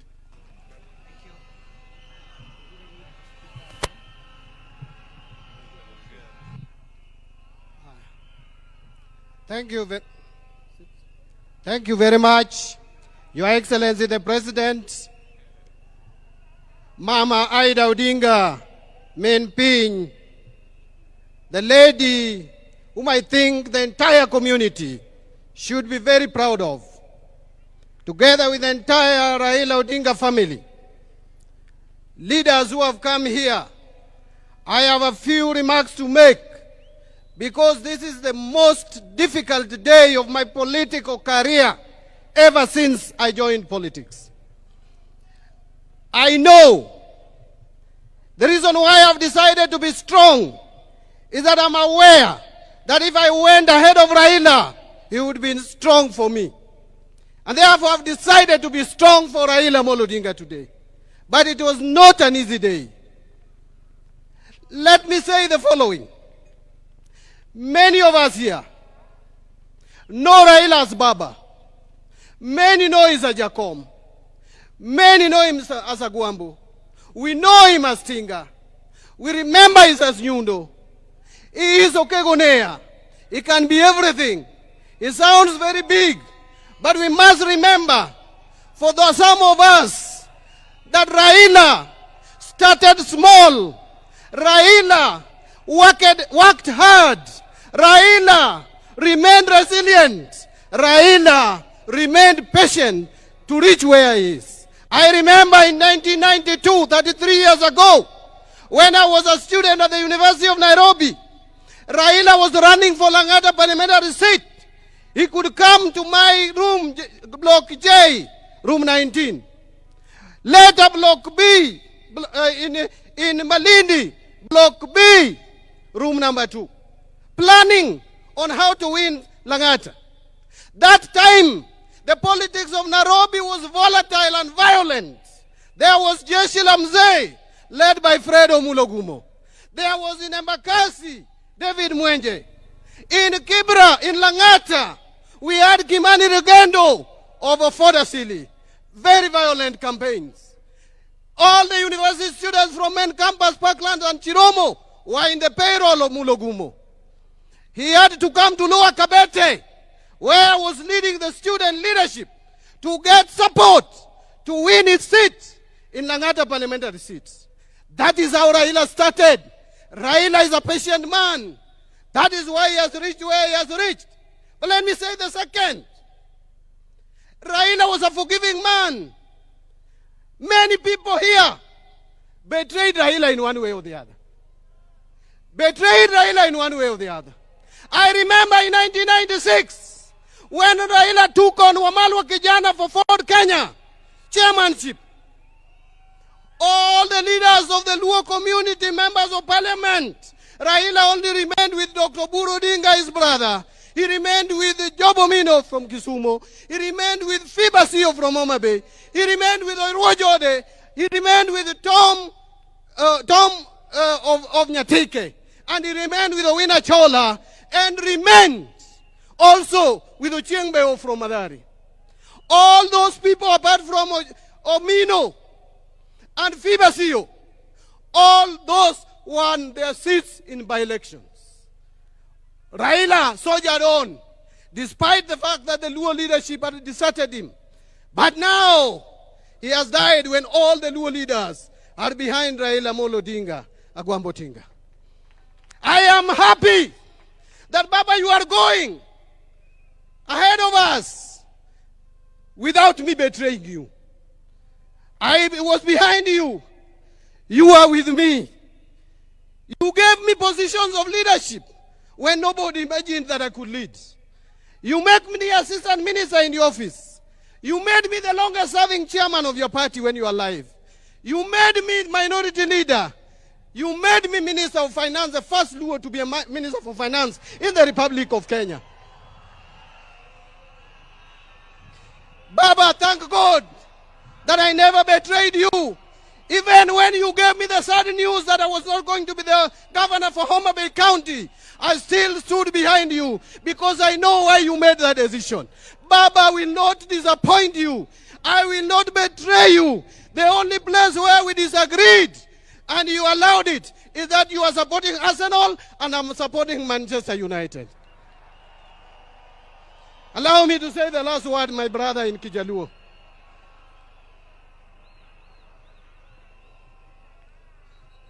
Joturwa, Joturwa, Joturwa, Musa wakaiwa. Kane Nyasaye oneno ka jo-Israel osethagore igni nomiyo gi Musa. Musa nowuotho e bungu. Ji nondhogo Musa. Jo-Israel nomondhoge. But notero jo-Israel mogik e dho river Jordan. Kane oneno Kanaan loka cha. To kono jo-Israel ni Kanaan e cho. Piny mang'ich. Piny man gi mor kich. Piny mantie chak. But ok nachop kodu. Abro weo nu ji e toka ka. Joma biro tero u Kanaan. Abro weo nu Joshua. Abro weo nu Harun. Jogi biro kao. Biro chopo kodu Kanaan.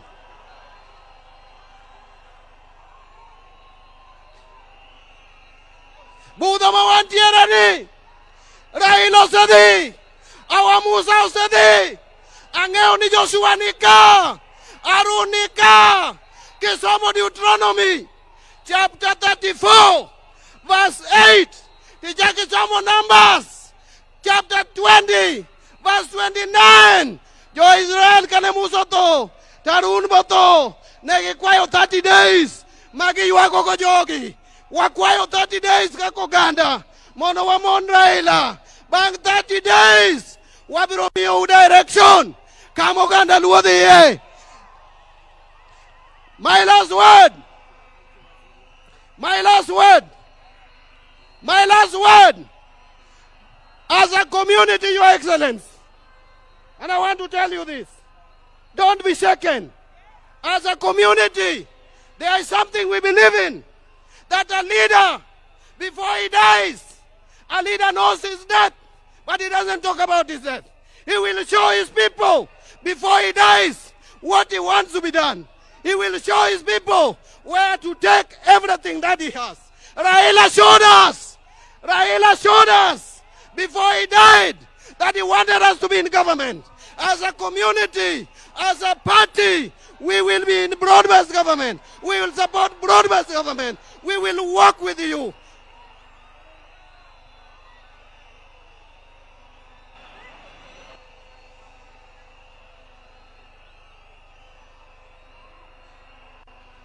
Mara yud tuolo mamoko aywago siebna. Lakini wawegi kanyo. Wawegi kanyo. I want to leave you with one verse. That is Luke chapter 9 verse 49. When Joanna came to Jesus and told Jesus that Ruth waneno jomoko ka riembo jochiende to giluongo nyingi to wakwerogi nikech jogi nachiel kuomwa. To Yesu nokone ni uneno utimo marach. Ng'ata ma ok omon kodwa en ng'atwa. Ng'ama ok mon kodwa en ng'atwa. En ogandawa. Nyasaye matelu. Osiepna nin maber. Osiepna nin gi kwe.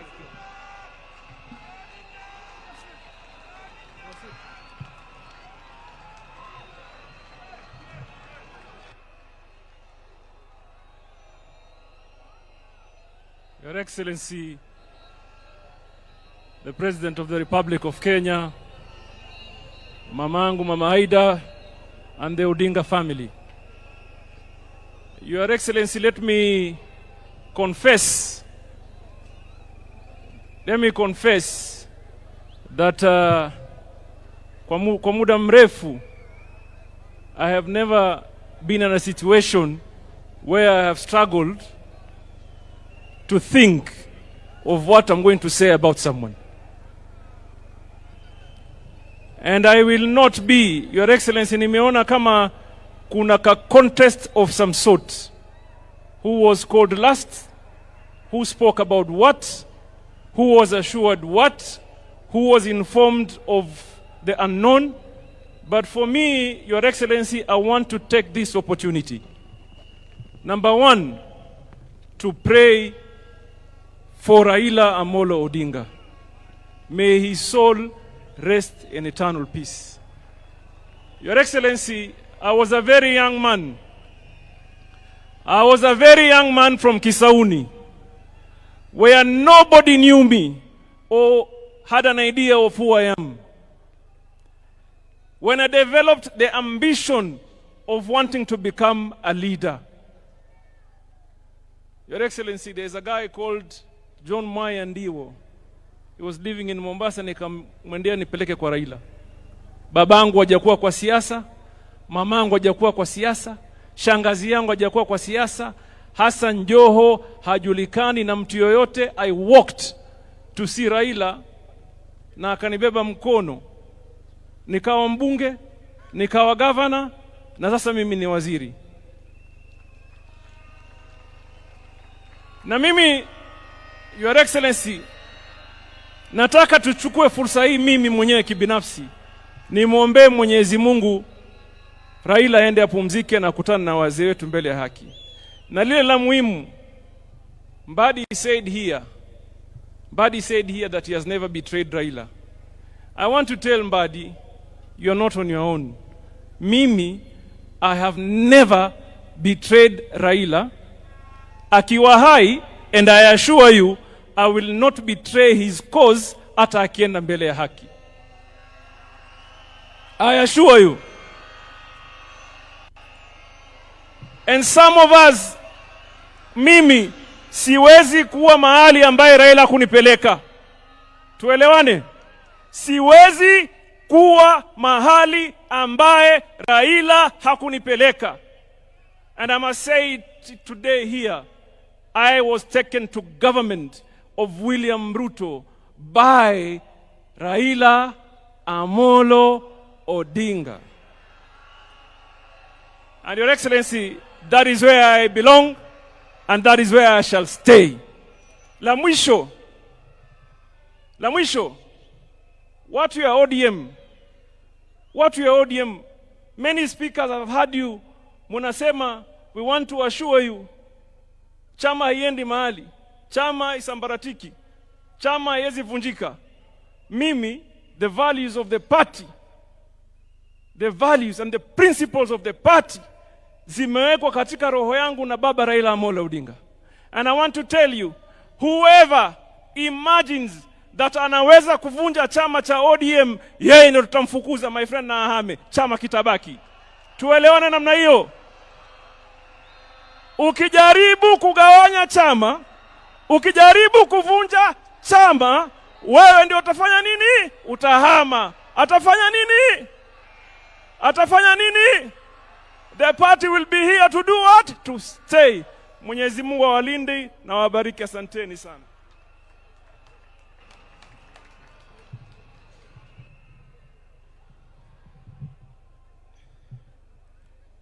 Mheshimiwa mama yetu ambaye ni Mama Raila Odinga na familia yako, pokea pole zetu kama binafsi na familia yangu, na pia kwa niaba ya Waturkana. Wewe ni mama yangu kisiasa, na nitatamka hivi leo kwamba tuko hapa kutambua kwamba tutakaa na baba vile alivyokuwa hai ama atupo. Wakati nilianza siasa, it was in my early 20s. Mama wa kwanza aliyeniintroduce kwa siasa juu aliona talenta niliyokuwa nayo ni mama Daktari Raila Odinga, akiwa mpatron wakati huo wa League of Women Voters. Hapo ndio aliona talenta niliyokuwa nayo. Baadaye hapo baba akanipata. Wacha nikwambie Mheshimiwa Rais, kuanzia 2002 wakati nilianza kupiga kura, sijawahi piga kura nje ya Raila Amolo Odinga. Kwa yale majukumu baba amenipa katika uongozi wa chama na hata yale mengine amenipa nje ya chama, sijawahi piga kinyume, nimedeliver sote. Wacha tu niseme kwa upana, wakati baba aliniweka kwa mambo ya BBI, nilivote yote kati ya governor aliyokuwa wakati huo alikuwa hataki, sisi tulikuwa tunataka, na kwa sababu nilipewa hiyo majukumu nilideliver hicho kitu almost 90%. Kwa mambo ya kura nimekuanga agent wa baba, na Turkana is very clear. Tuna voting zaidi ya 70% kwa baba. Kwa yale mengine baba alinipa ni kusimamia kura ya ODM kama commissioner. Hiyo yote nilifanya wakati huo. Na ya mwisho ni wakati aliniambia nimchaguliwe running mate wake katika Azimio. Nilideliver wish ambaye ilikuwa baina ile mbili alikuwa ameniweka. Nikiwa mama wa kike peke yake katika hiyo jukumu. Na hata wakati ya mawaziri, wakati alinipigia simu akaniambia anataka wewe ujumuike na watu fulani hapa uwe mawaziri. Niliamua nikasema baba upendavyo ndio nitatenda. Na hata wakati nilikuwa waziri ambaye nimeingia kwenye mamlaka ya cabinet secretary kwa mara ya kwanza, wacha niseme leo wasi baba mwenyewe amekuwa akinishauri vile nitaelekeza na nitafanya mambo ya community integration. Kwa hivyo mimi nakwambia Mheshimiwa Rais, wakati ulikuwa unafanya campaign hata wewe mwenyewe ukija Turkana ulikuwa unaniona vizuri na msimamo, na huo msimamo wakati wa mwisho baba siku moja ndio akaenda kwenye dunia hii ya pili. Aliniambia nyinyi mkae serikalini kwa sababu hapo ndio nimewaachia. Kwa hivyo Mheshimiwa Rais, wewe unajua tu tutawacha mambo yote, lakini yale baba alituacha hivyo hivyo. Na kwa wenye wanasema hao ni ODM tucheseni hapa Nyanza, lakini jueni ODM iko Kenya mzima. Na sisi tutafanya vile tumekuwa tukifanya. So ile ya Western na Luo mcheze tu, lakini kwetu kwingine tuko penye tumekuwa. Asante sana, tuko kazi.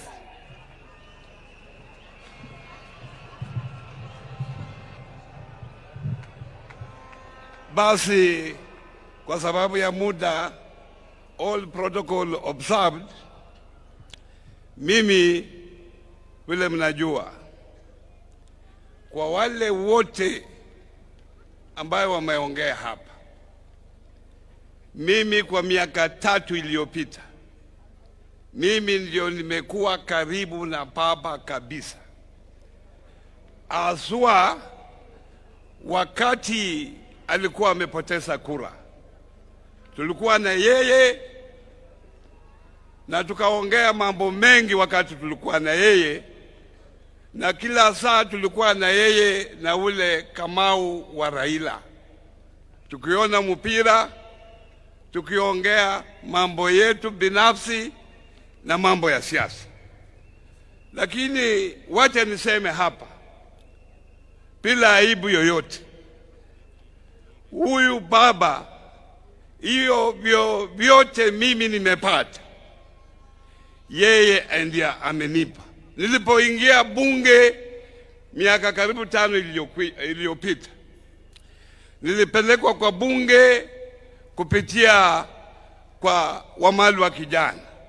Yeye ndiye alinipeleka kwa siasa. Bahati mbaya akafariki baada ya miezi 6. Miezi 6 hizo nilikuwa rafiki wa Dr. Uhuru. Dr. Uhuru wakati huo ndiye alinipeleka kwa Raila Odinga. Ni kuanzia wakati huo kufika saa hii tumekuwa na Raila Odinga. Na Raila amenifunza mambo 3. Ya kwanza amesema, wewe ukitaka ufanye siasa nchi hii mpaka uwe na wananchi. Listen to what the people are saying. Ya pili, walikuwa wanafikiria Raila alikuwa a violent person. Raila was a very peaceful person. Alikuwa ananiambia, Opoda, peace is very important to the country for the development of the country. Ya mwisho aliniambia, Bwana Opoda, don't burn bridges. There are no permanent friends in politics. There are no permanent enemies in politics. And that's why I have decided to take you to the government under Mheshimiwa William Ruto. Na yeye amesema wakati nilikutana na yeye mwisho, alisema nilikuwa na senator wa Migori, na alisema sisi tutakaa kwa broad-based government na tuunge mkono Mheshimiwa William Ruto, na hapa ndio tutakuwa na tutaendelea kuwa hapo.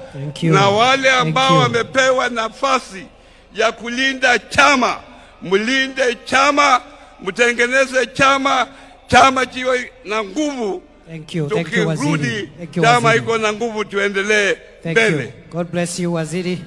Asante. Thank you very much.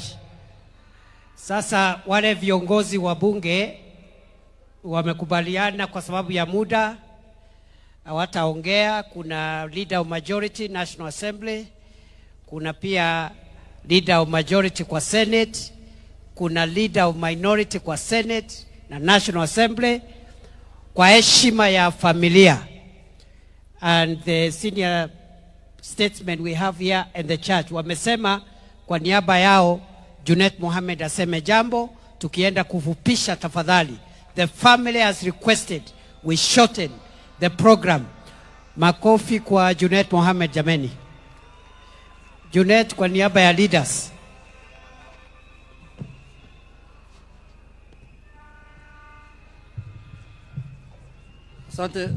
Asante sana Mheshimiwa Deputy President. Mimi nitakuwa fupi kwa maneno. Mama Aida Odinga ambaye ni mama yangu na madada zangu na mandugu, His Excellency the President. Mimi leo ni ngumu sana roho yangu kutoa rambirambi kwa baba. Mimi baba alikuwa kwa mambo mingi kwangu. Mimi nilikutana na baba nikiwa na miaka 24. The year 2001. Miaka 23 na 4 ingine sijaona kiongozi ingine, sijaona chama ingine. Chama yangu ilikuwa baba na baba ndiye alikuwa baba yangu. Baba alinifanya meya ya Migori nikiwa na miaka 25. Aliniwekelea hapo. Akanifanya mbunge miaka mingi mpaka nikakuwa minority leader kupitia baba. Mimi nina huzuni sana kwa sababu wale wanajua vile mimi na baba tulikuwa karibu. Lakini yote tunasema tunawachia Mungu. Nimeona mitandao wanashapiga bimbo, wanasema sasa huyu ni political orphan, huyu amekwisha. Lakini nimeona hapa orphans wako wengi sana. Wale wameongea hapa yote wamelia. Sasa nitasanya hawa yote nikuwe chairman yao. Orphans ziko mingi hapa hata roho yangu ikarudi nilipoona orphans vile wamelia hapa. Mimi nilikuwa na huzuni peke yangu, nilisema nimekwisha. Kumbe tuko wengi. Tuko wengi hapa. Hiyo nimefurahi sana. Lakini mimi nataka kusema hivi jambo la mwisho. Baba alikuwa mtu ajabu sana. And for us, he was our leader, he was our father, and he was everything to us. Baba is the only leader who knew when to fight and when to lay arms down. Baba had fire on one hand and water on the other hand. I will miss his telephone calls.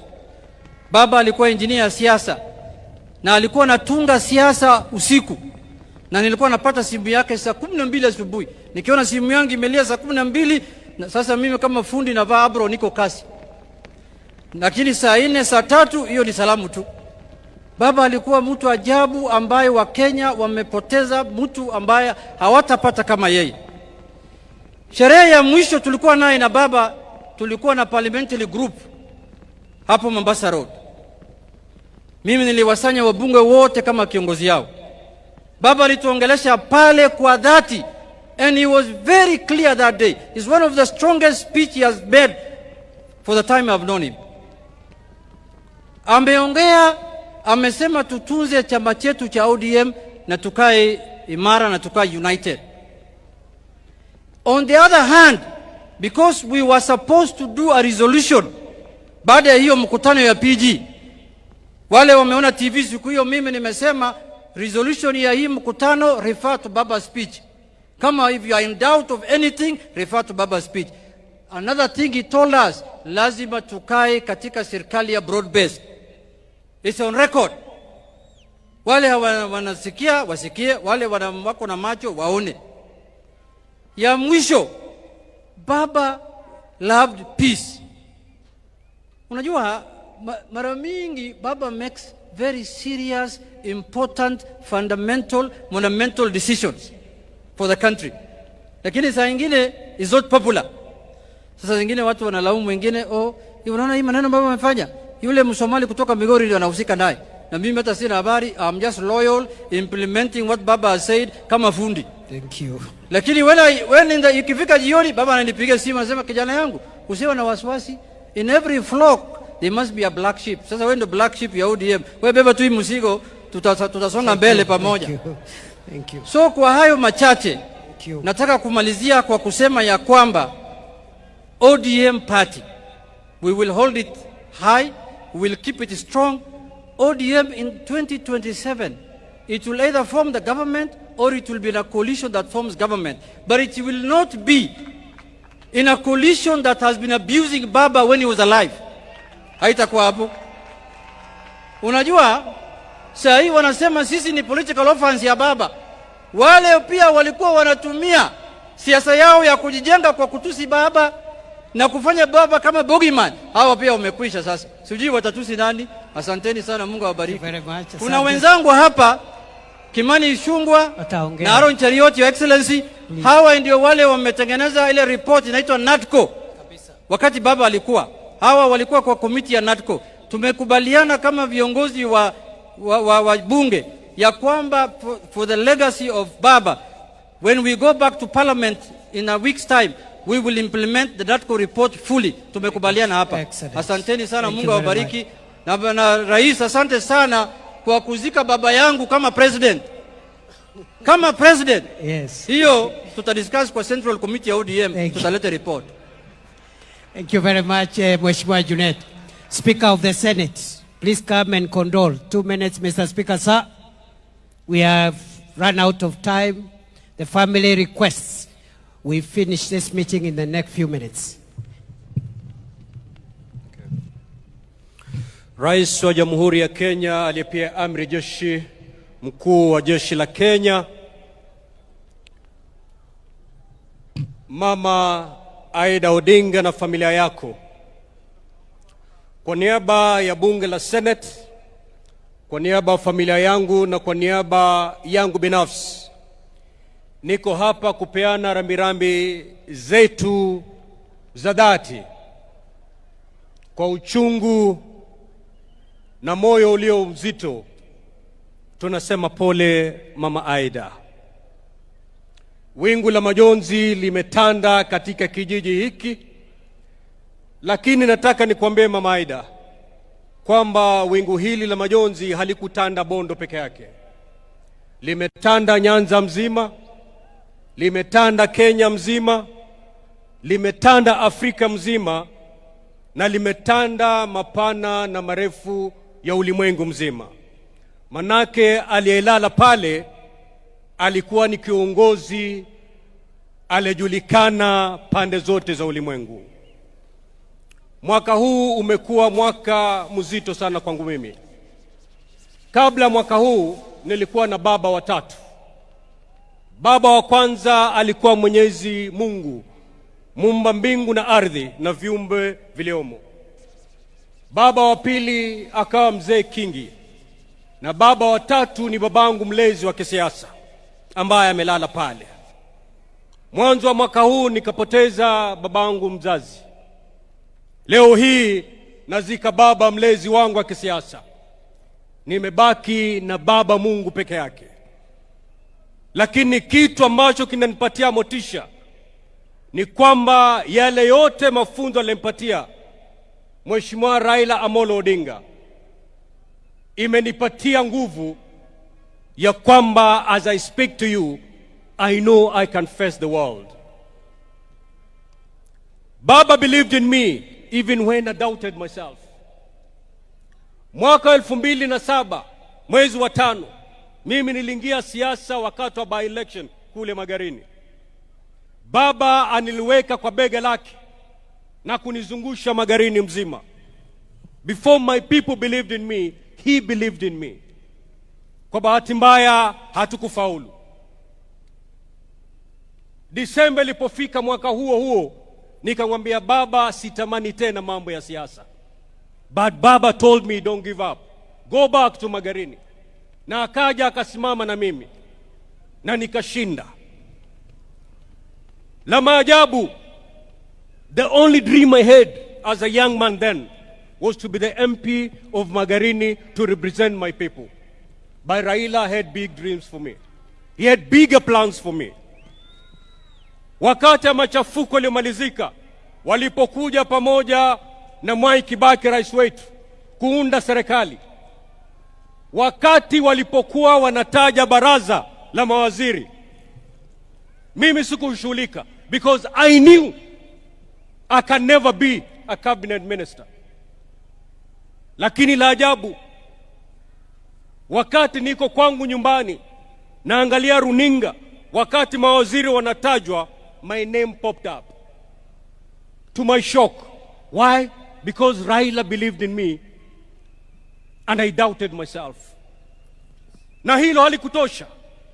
Kama mjuavyo, serikali ya nusu mkate ilikuwa na mawaziri 40, 20 wa Mheshimiwa Raila Odinga na 20 Mwai Kibaki. 40 ministers. The youngest was me. Lakini wakati waziri Henry Kosgei alipatikana na shida katika wizara yake, ikalazimika aondoke kwa muda. Hiyo wizara yake ilibidi ipatiwe mtu. Mheshimiwa Raila Odinga, mbali na kuona vigogo vya kisiasa ambao walikuwa mawaziri, he decided to give me 2 ministries to run. That's a man who believed in me when I doubted myself. Today, I've lost my dad. Baba, nenda salama. Asanteni. Asante Mheshimiwa Speaker. Speaker Wetangula.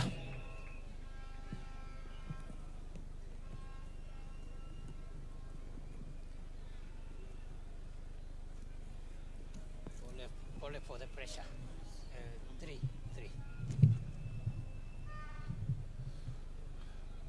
Rais wetu Dr. William Samoei Ruto, Rais mstaafu wa Kenya, Rais mstaafu wa Nigeria, Mama Aida na familia ya ndugu yetu baba,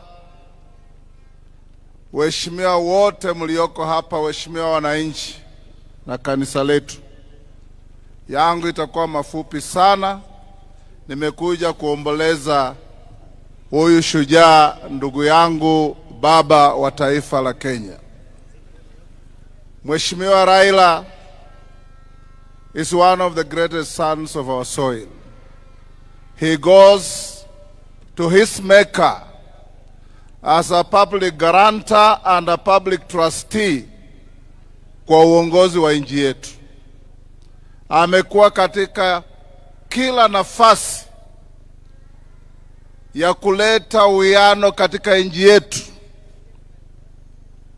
na mwandishi wa vitabu vingi vya Kiswahili kutoka Tanzania anaitwa Shaban bin Robert, katika kitabu kinaitwa Kusadikika, alisema mara mingi inji uficha mashujaa wake mpaka janga kuu litokee. Mnamo mwaka wa 2007 janga kuu litokea Kenya. Kenya ikawa karibu kupasuka mara pili mara tatu. Hardliners wakasema we want secession. Ndiyo inji ikafichua ushujaa wa baba. Akaketi na mpinzani wake mkuu Mheshimiwa Mwai Kibaki, na wakaleta amani ambayo imedumu nchi yetu. He fought a strong fight, but he remained loyal to this country. Kama spika wa bunge la kitaifa, naleta rambirambi za wabunge wote ambao waliketi kwa masaa wakitoa wasifu wa ndugu yetu baba. Pia nimetoa stakabadhi zake za bunge. I've extracted from the Hansard Honorable Raila's contributions in parliament to this country. Nimeziweka pamoja na nakala za zile wabunge walisema kutokea viongozi wetu Juneti na Ichungwa na wabunge wote. Nimeletea Mama Aida na familia ili katika library yao wajue huyu shujaa mwenye walituletea nchi yetu alisema maneno ya kujenga nchi yetu. Nikimalizia ni kuwarai wa Kenya na rais wetu William Ruto, vile muliketi na mheshimiwa baba mukasema Kenya ni kubwa kuliko mtu binafsi, hapo ndiyo shikilia, na sisi tutashikilia hapo. Tushike nchi yetu, tuende mbele, tusilete siasa ya furugu ya kikabila ya kugawanya wananchi. That is not what Baba wanted. Baba, even at the lowest in his political career, he preached peace. After 2017, nikimalizia, baada ya kura na wametangaza mshindi, hakuwa yeye. Akanichukua mimi na mheshimiwa Kalonzo, tukaenda South Africa kwa mbuga ya wanyama inaitwa Madwekwe. Tulikaa huko kwa wiki mzima, na alituambia, my brothers, whatever the cost, whatever the price, it is not worth anything spilling blood because of politics in our country. Let's live by that mantra. Baba, rest in peace. Mama Aida na familia, sasa muamini kuna yule analinda wajane na mayatima, ni Mwenyezi Mungu peke yake. Asante sana. Thank you. May you rest in peace, my dear brother. Baba, Kenya will be the poorer without you. Thank you very much. Allow me now to present the Hansard extraction to Mama Aida for family records. Thank you. Thank you very much, Mr. Speaker.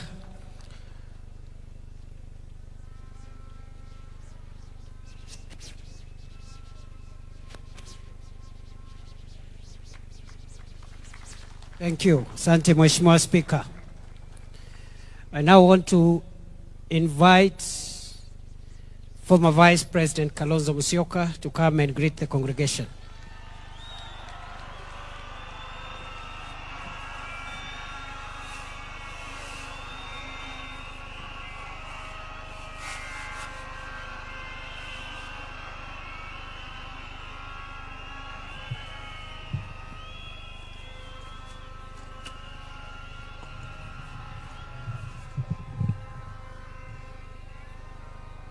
Mama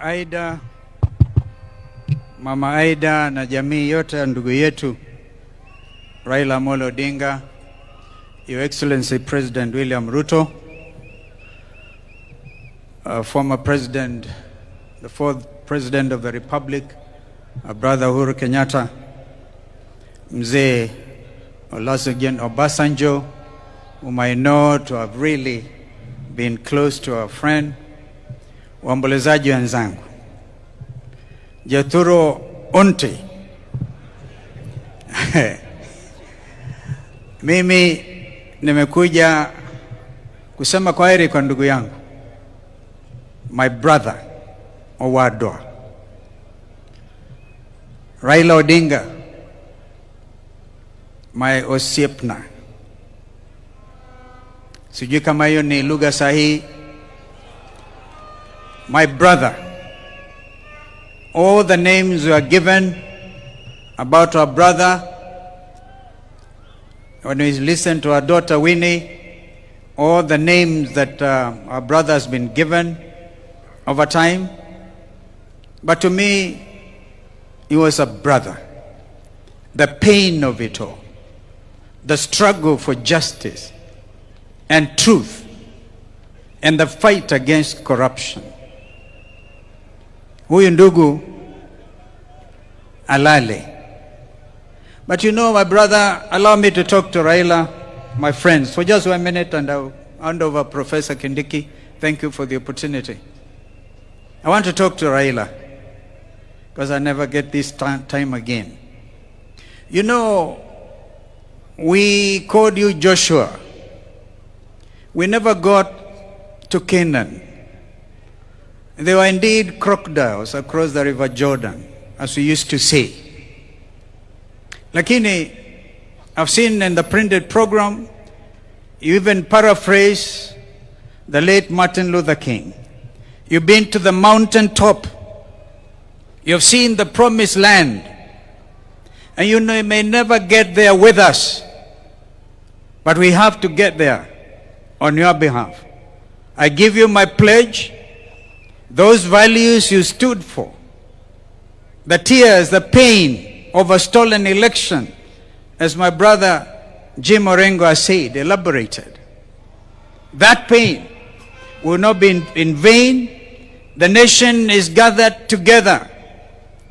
And I must stop there. I've done the rest of my speech on X because I had to rush quickly back from Heathrow in order to come and be with Mama Aida and Watoto.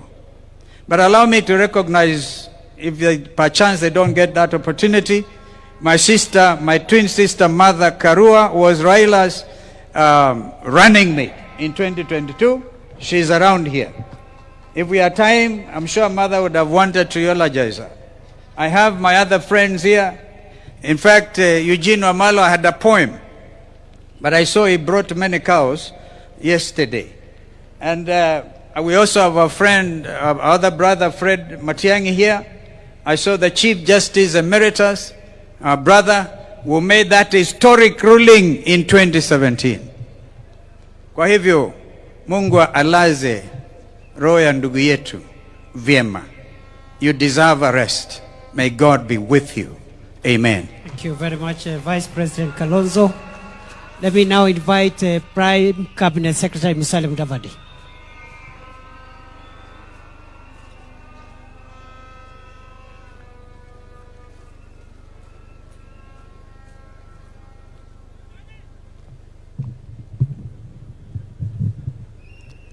Your Excellency, the President of the Republic of Kenya, the Honorable William Samoei Ruto, Mama Aida Odinga and her family, and with that, Your Excellency, let me ride on all the protocols that have been observed in the interest of time. First, to Mama Aida and the family, let me extend my deepest condolences and those of my wife and family to you and your children. Your friend, Sister Tessie, did ask me to step forward and tell you that she really conveys her condolences. Secondly, Your Excellency and Mama Aida, let me say thank you for giving me a unique opportunity, first with the consent of the family, and also as a directive from the President, to do one last honor, and that was the honor to lead a delegation on the afternoon of 15th of October, just a few hours after his passing, to India, so that we can join those who are there and come back with the remains of Raila Amolo Odinga. It is an honor, a very moving moment. We left Kenya as KQ 202 with our colleagues. We landed in India and we joined Winnie, Ruth, Dr. Lunya, Morris, Ugeto, and the Kenyan High Commissioner to India at the military stand where the President, the Prime Minister of India had actually said that the government of India grants all the respect, military respect possible within the shortest time possible to Raila. I want to take this opportunity to confirm to the people that the government of India gave a military aircraft from Kochi to bring Raila to Mumbai, where we got him. And he was escorted by the military of India. Your Excellency, Let me also take this opportunity because we did a turnaround of only 2 hours. And when we went there, we found Winnie, a very strong young lady. Mama Ida, you have somebody strong in your daughter. We found Ruth. We found Dr. Olunya, and we found Maurice. We draped Raila in the Kenyan flag. It was a very emotional moment. We are back here. We landed, brought by the national carrier, Kenya Airways, and I thank Kenya Airways for heeding your instructions and turning around very fast, Mr. President. The national carrier brought back Raila home.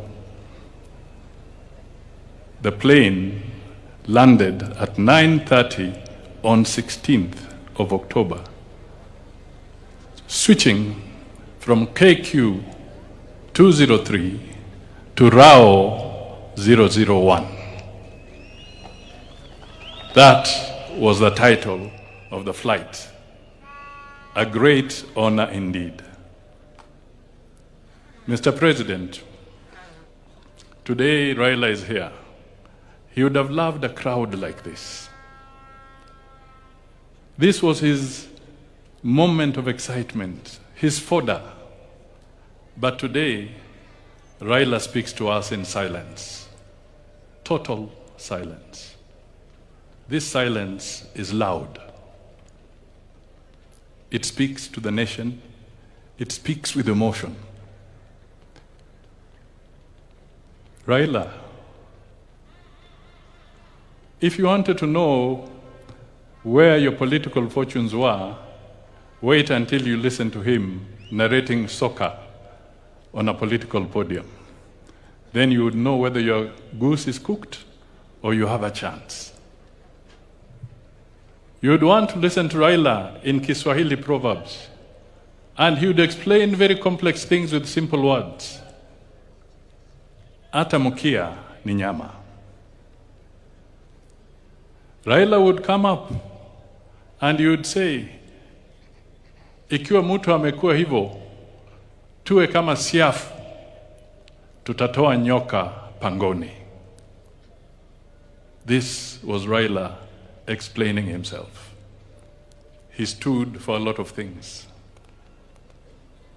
His spirit is unbogable. Raila suffered. He had a checkered career. But one thing, Raila never allowed the history to hold him prisoner. He never took his challenges as a life sentence. He stood up, walked, and moved further. We are here because Raila lived in this country. Mama Ida,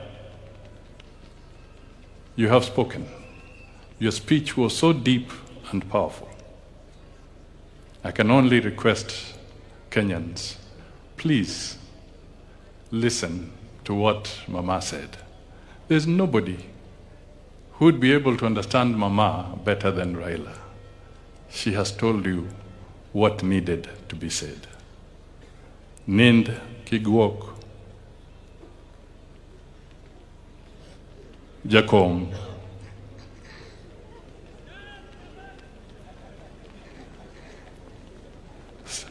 Rest in peace, Jakom. Nind gikwe. Nind gikwe. Nind gikwe, Jakom. Ward Mary. Nind gikwe. I have utilized. And in better times, Mr. Deputy President, I worked with Raila. And I remember when he brought fire into my belly, and I would go there saying, Nasa Hawa. We would say, Nasa Uhuru, Nasa Ruto. But today, while Raila lies there, ametunasa sisi wote. May his soul rest in eternal peace. Thank you. Thank you. Asante sana, Prime Cabinet Secretary. I don't know whether this mic is loud enough. Thank you very much, Honorable Musalia Mudavadi. I am extremely sorry for the many people who wanted to speak, but they couldn't speak because of time. Allow me to report that we have received the condolences of President Yoweri Kaguta Museveni formally, and those condolences are with the President. And also, he has sent a delegation which is present here, consisting of the Right Honorable Dr.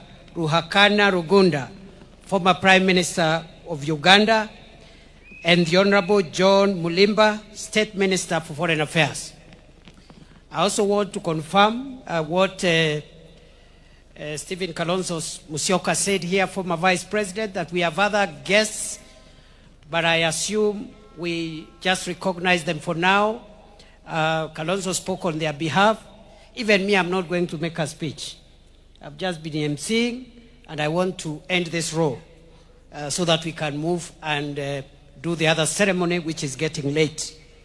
I therefore want to request now that very briefly we go presidential. We start with the condolences of His Excellency Uhuru Muigai Kenyatta, former President of Kenya, and the fourth President of Kenya.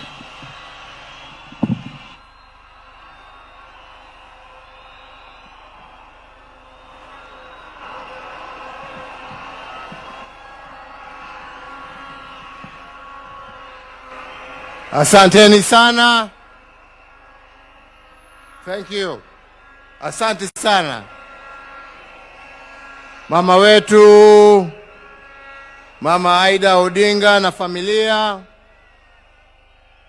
Mheshimiwa Rais wa Jamhuri ya Kenya, Mheshimiwa William Samoei Ruto, na viongozi wote ambao wamefika hapa na waombolezaji wote, hamjambo nyote.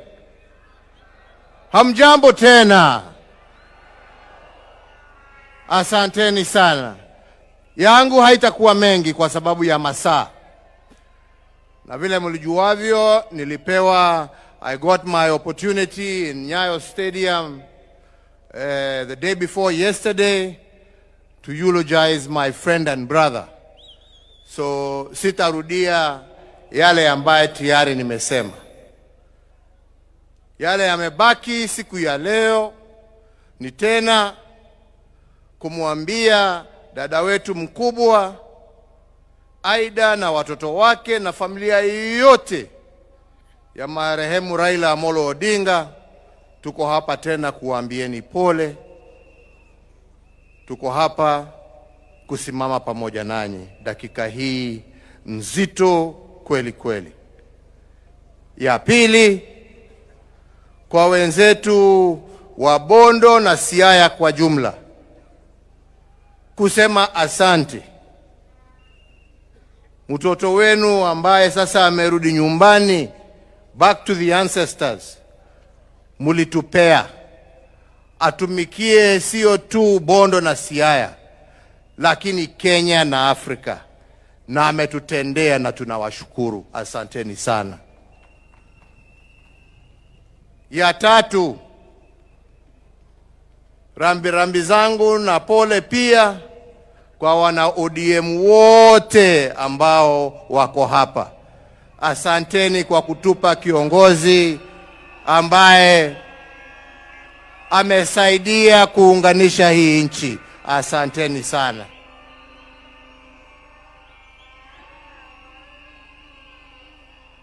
La mwisho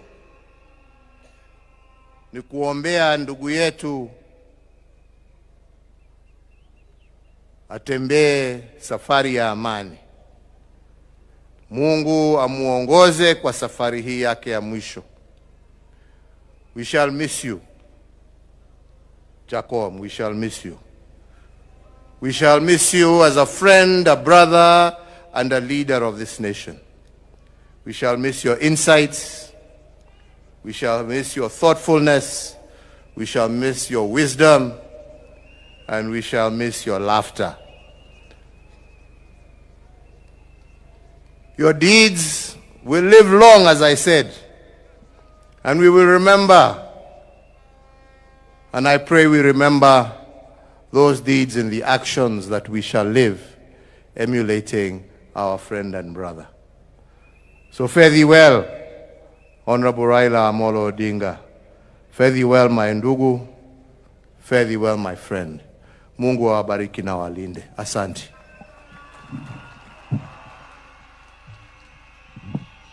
Asante Mheshimiwa Rais Uhuru Kenyatta.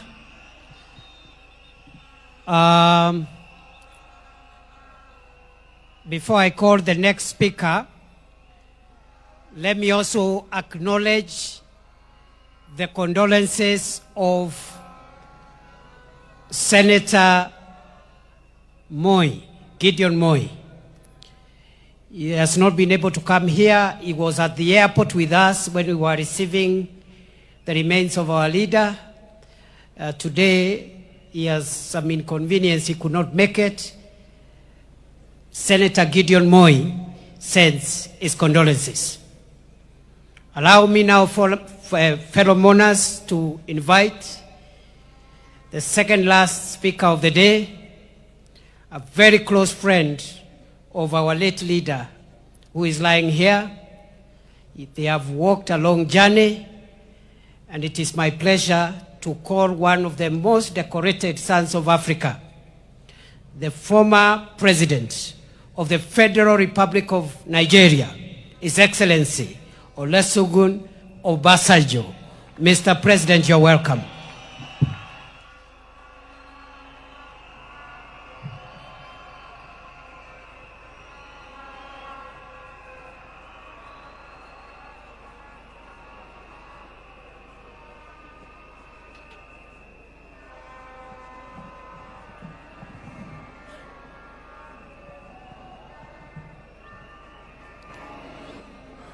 Your Excellency,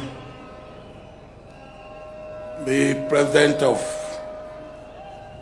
the Republic of Kenya, my dear brother, Dr. Ruto, my dear sister, Your Excellency, Raila Odinga,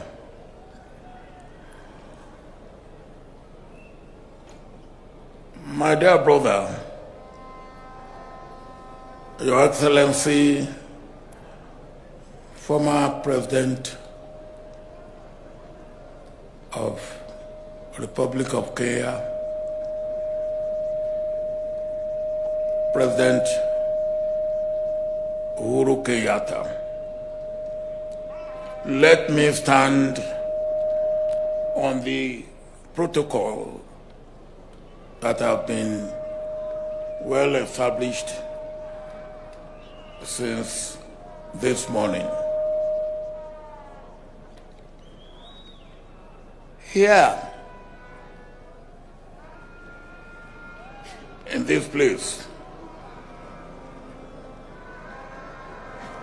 I was with Raila on his invitation 31 years ago when Jaramogi Odinga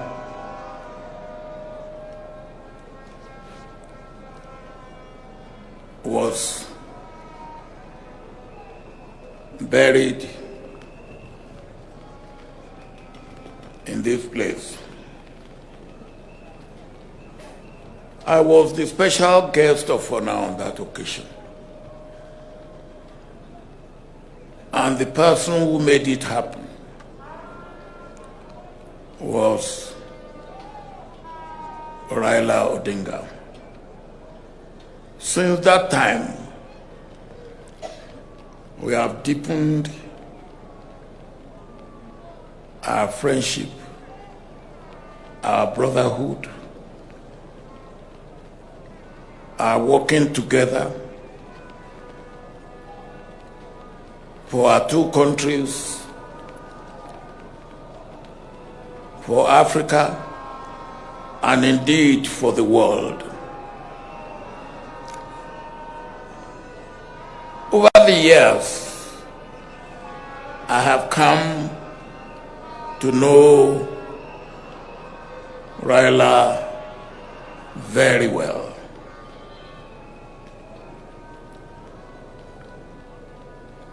One thing that you could not take away from Raila is his love, passionate love for his country and for Africa.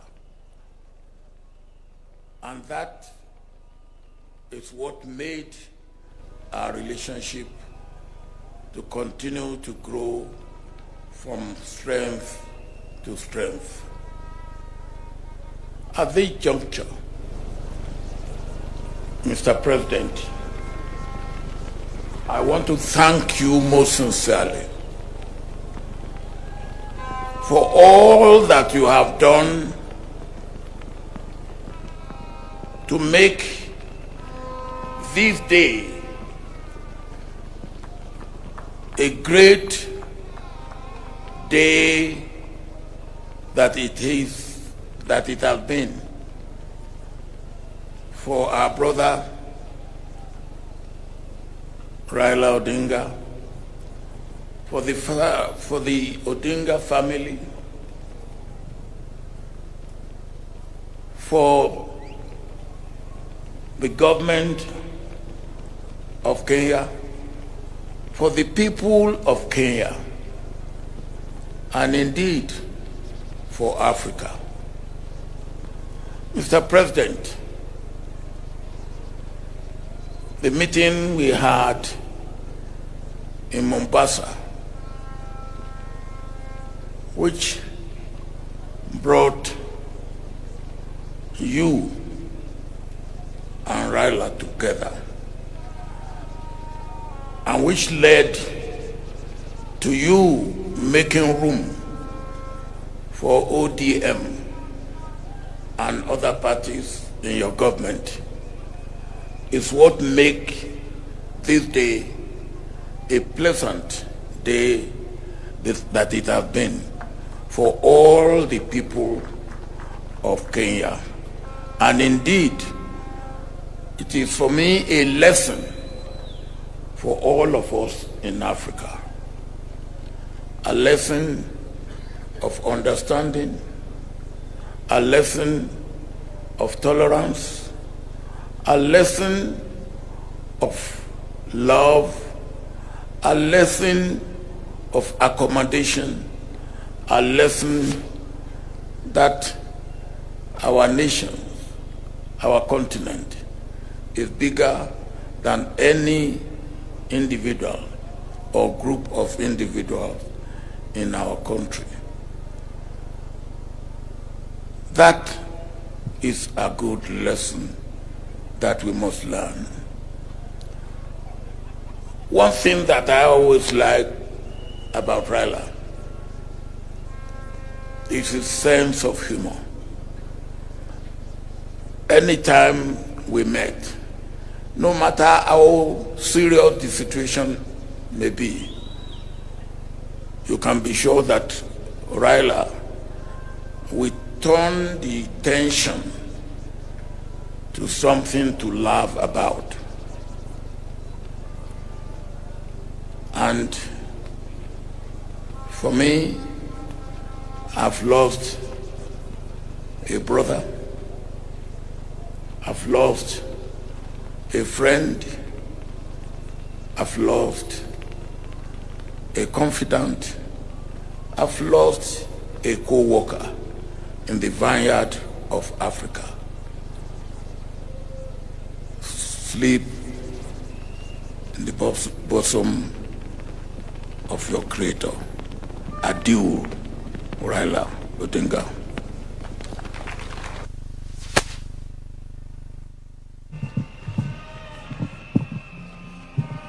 Now, the late Prime Minister Raila Odinga had other friends, and there are two other families that are represented here today. The late Raila Odinga was a friend of the late former Prime Minister of Zimbabwe, Morgan Tsvangirai, who is represented here by his wife. The family is represented here by his wife. The late Right Honorable Raila Odinga was also a close friend of the former departed President of the United Republic of Tanzania, the late John Pombe Magufuli. The family of His Excellency Magufuli is represented here today by the daughter of the former president, Jessica Magufuli. Having done that, it is now my honor to invite the final speaker of the day, His Excellency President William Samoei Ruto, President and Commander-in-Chief of the Kenya Defence Forces.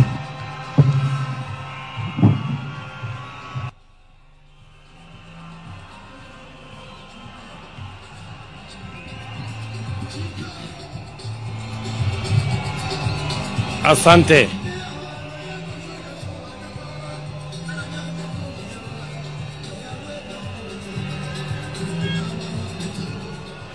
Asante.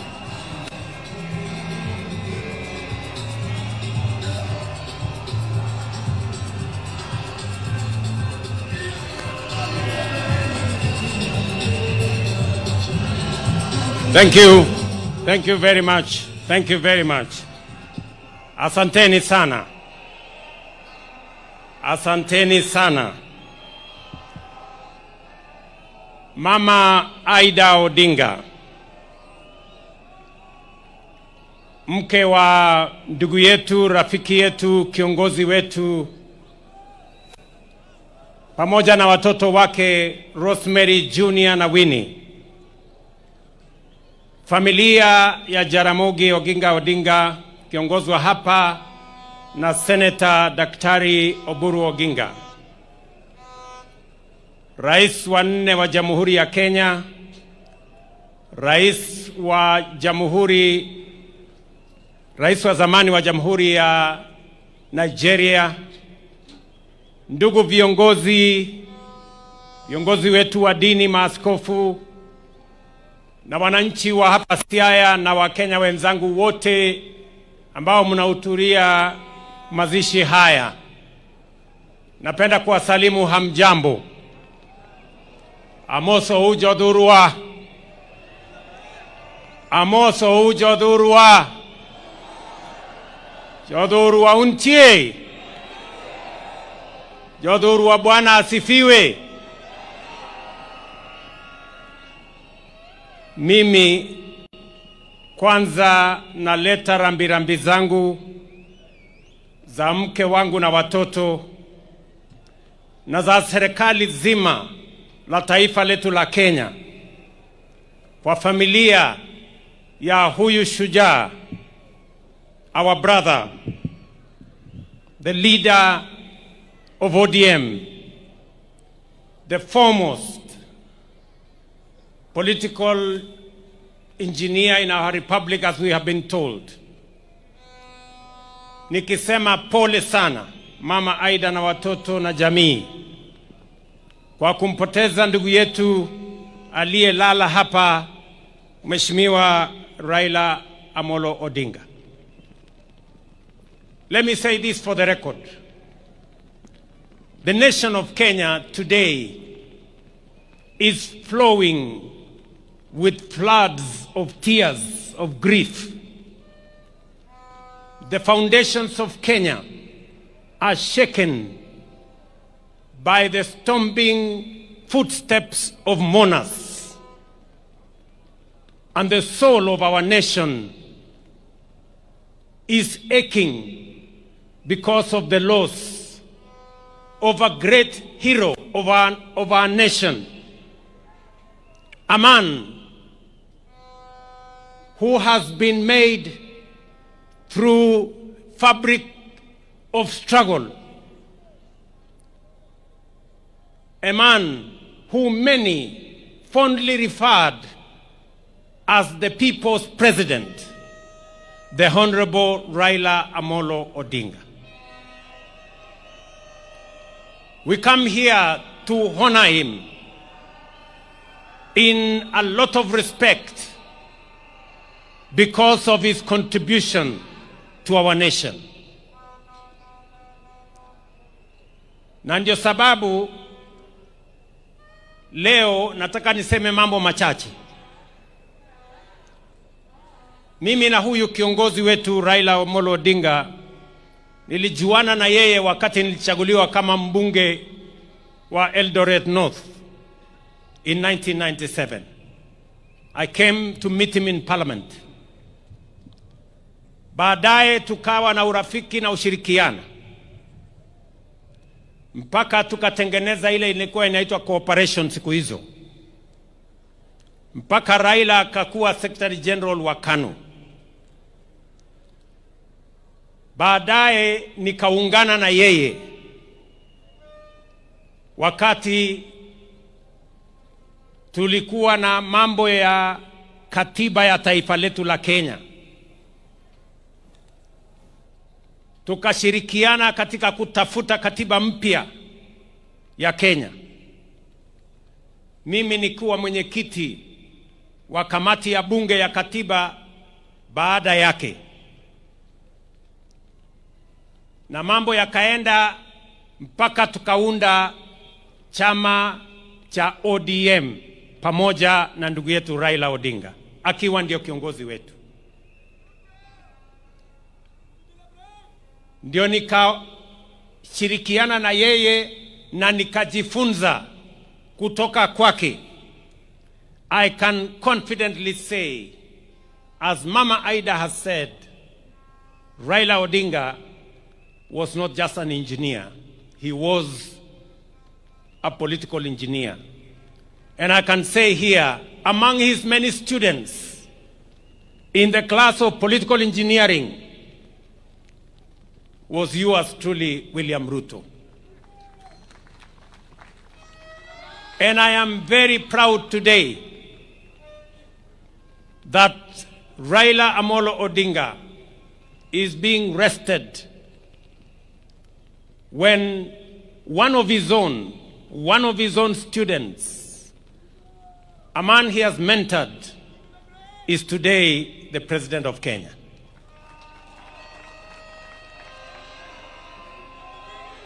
Mimi nataka niseme hivi. Mheshimiwa Raila Amolo Odinga, katika uchaguzi uliopita wa 2022, watu wengi ambao walikuwa wananiunga mkono walikuwa wanashangaa sana kwamba mimi sikuwa na wasiwasi wowote na uchaguzi wa 2022, kwa sababu mashindano ilikuwa kati ya Raila na mwanafunzi wake. And therefore it didn't matter to me the outcome of the election of 2022. Either Raila Odinga was going to win or his political student William Ruto was going to win. And that is why hata wakati waliniuliza watu wengi, wewe bwana, wewe unawezaje kushindana na Uhuru Kenyatta na Raila Odinga wakiwa pamoja? Mimi sikuwa na wasiwasi, kwa sababu kama Raila angeshinda hiyo uchaguzi, mimi ningekuwa nimepata ushindi. Na kwa sababu nilijua yeye yale alikuwa amepanga katika manifesto ya Azimio, mpango ya housing, mpango ya universal health coverage, mpango ya elimu, mpango ya kilimo, mpango ya masomo, yalikuwa sambamba na sawia na sawa na yale nilikuwa nimepanga. It is just a student and his teacher. And that is why I can now reveal here today that immediately after the election, a few months, and there are witnesses sitting in our midst today, I looked for Baba. A few months after the election, nikamwambia mheshimiwa, tukaketi chini na yeye, nikamwambia mheshimiwa Prime Minister, wewe ni mwalimu wangu. Kwa umri mimi natoshana kuwa kijana wako. Kwa mapenzi ya Mungu mimi ndio rais wa Kenya. Nikamweleza mheshimiwa Raila, kwa hii serikali mimi nataka nikupatie mambo machache. Nikamwambia kwanza, kama utasimama 2027 kuwania urais, ama kama utaunga mkono mtu mwingine, mimi hainijalishi. Mimi ninataka kama kijana wako niliyejifunza siasa chini yako, nataka nikushughulikie, kwa sababu wewe, you have made a huge sacrifice for our nation. You have made a huge contribution to our nation. And I told Baba, I want, as a person who has learned in your political school of politics, I know you have made a huge contribution to Kenya. I know you have paid a huge personal sacrifice, family sacrifice, community sacrifice. I want to right the wrongs that have been done to you in our nation. And we agreed with the former Prime Minister, and I told him without condition, I will do whatever he wanted me to do, especially to make sure that the sacrifices he had made for our nation, the contribution that he had made for our nation, we right any wrong that may have happened. Mimi namshukuru Mungu kwamba baadaye katika safari hii ya siasa, Mungu alinipatia nafasi, mbali na changamoto nyingi zilizokuweko, Mungu akanipatia nafasi nijumuishe chama ya ODM katika serikali ya Kenya.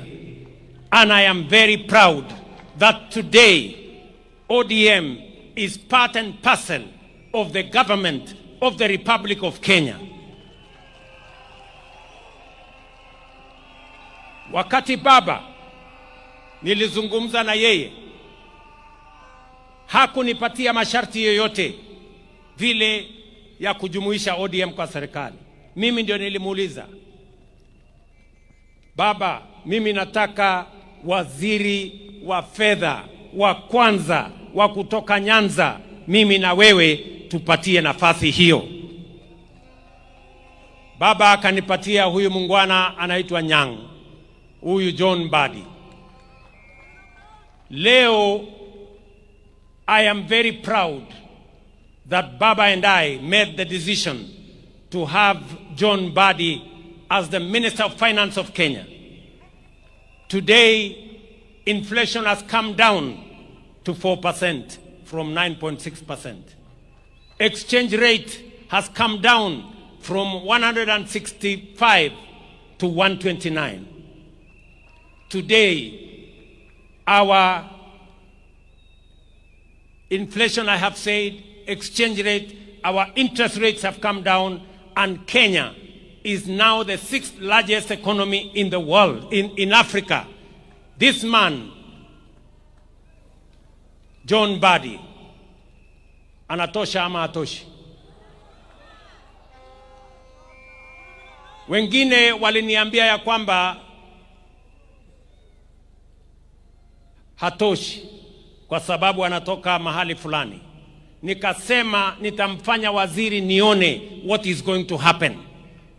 Na leo we have seen what has happened. I am very proud of the decisions that we have made. And so are all the other ministers that we are now joined together in this administration. Mimi nataka niwaeleze ndugu zangu. Najua ya kwamba mimi ni kiongozi wa chama ya UDA katika Kenya Kwanza. Lakini mimi nataka niwahakikishie wana ODM, kulingana na matakwa ya Baba, because Baba believed in political parties, he built the largest political party, ODM. I want to tell you, we will respect ODM. We will support you to hold ODM together. ODM must be strong as we go to 2027, because that is the way we are going to have a strong government. Political parties are the foundations of any meaningful democracy. And therefore, the future of ODM, the strength of ODM, the well-being of ODM matters a great deal to me, because that is how we are going to have a strong nation, by having strong, vibrant, national political parties. Kwa hivyo wana ODM, ile kitu mimi nataka niwahakikishie, kwa mapenzi ya Mungu, ODM will either form the next government or be part of the next government. Ile kitu siwezi kukubali. Ile kitu kwa heshima ya huyu shujaa wetu, ile kitu siwezi kukubali, na nitafanya juu chini, Mungu anisaidie. Ni wale ambao wanataka kung'oa chama ya ODM na kwenda kuchezea karata ya upinzani kule nje. Hiyo haitawezekana.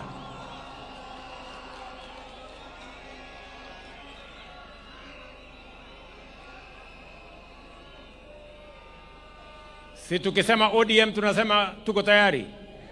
ODM. ODM. ODM. Muko tayari? Muko tayari? Tuunde serikali 2027.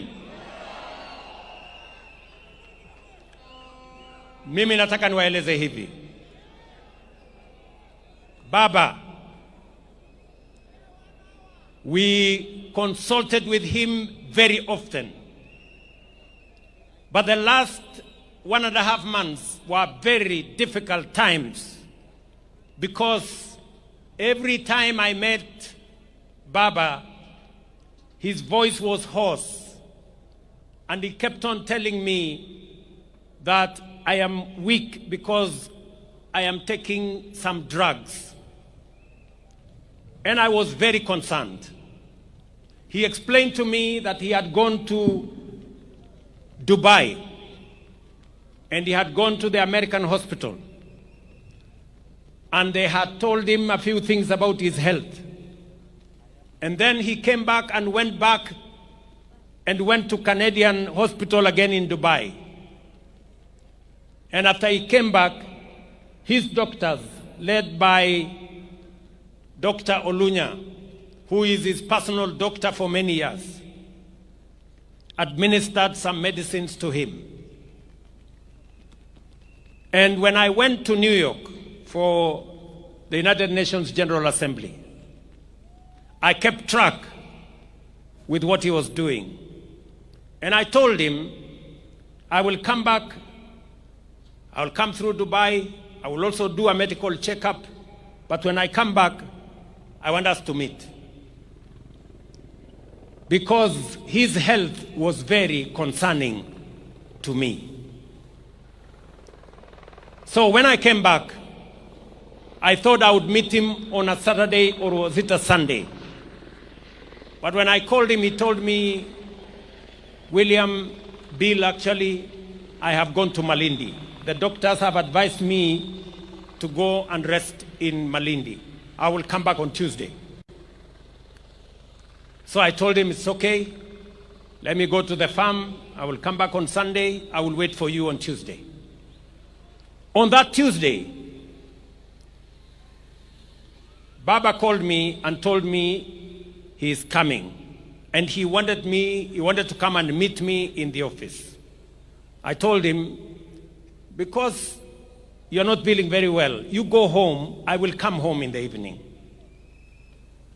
And that evening on Tuesday, nikaenda nyumbani, Mama Aida akatupikia chakula, nikawa na ndugu yake Uburu, nikawa na msichana wake Winnie, tukakula chakula cha jioni, tukaongea, akatueleza sisi zote vile alivyokuwa anajisikia,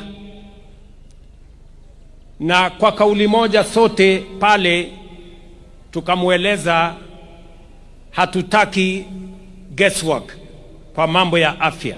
Wewe mwenyewe na madaktari zako uamue. Na nikamwambia serikali ya Kenya itamsimamia akiamua kwenda mahali popote kutafuta matibabu. Kwanza alikuwa anajaribu Ujerumani, akasema pengine atajaribu China, akasema pengine atajaribu sehemu zingine, mpaka akamalizia akasema ako na marafiki ataenda kule India. And we facilitated everything that the former Prime Minister, as the leader of this nation, wanted. Sitaki kusema yale mengine kwa sababu sote tumeambiwa. But I must commend members of his family, because they were always there for Baba. Especially Winnie Odinga. Winnie, you are a special person to your father.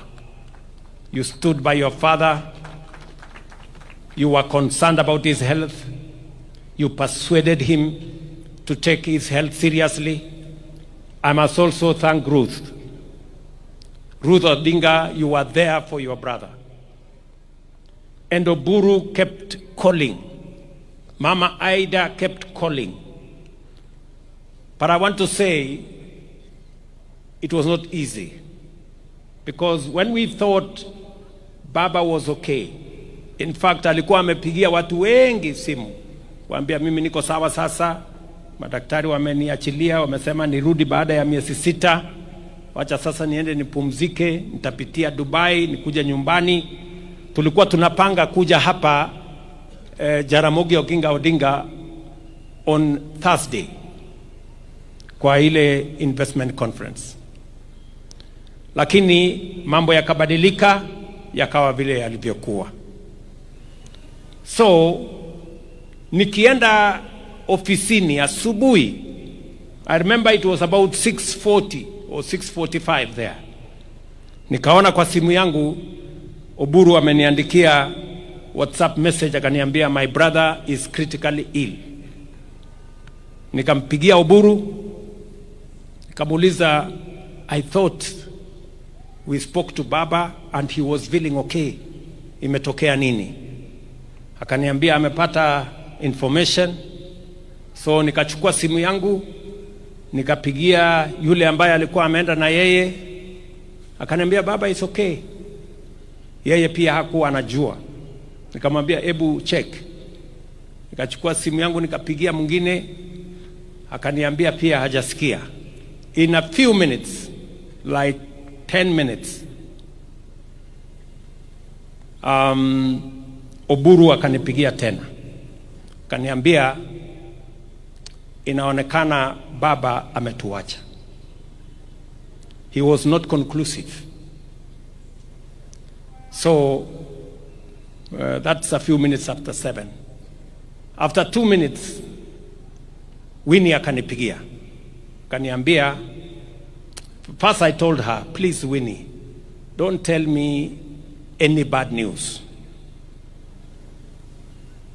But of course she said, the bad news have happened. My father is no more. And those were very, very difficult moments. Many commentators in the newspapers and in the media say this is a very big blow for William Ruto. Yes, it is. It is a very big blow.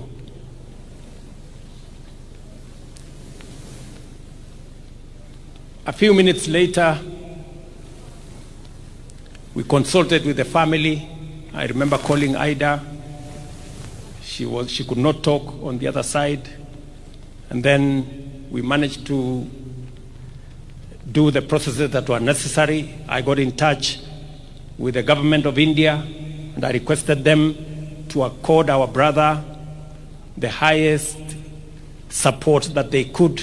I must thank the Prime Minister of India, Narendra Modi, who is a friend of Raila Odinga, for putting at our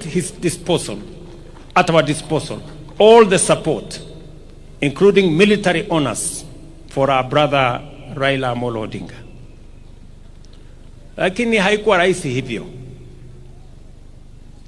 Baadaye jioni, tukisha panga vile watu wataenda kumchukua mwili wake, usiku Winnie akanipigia.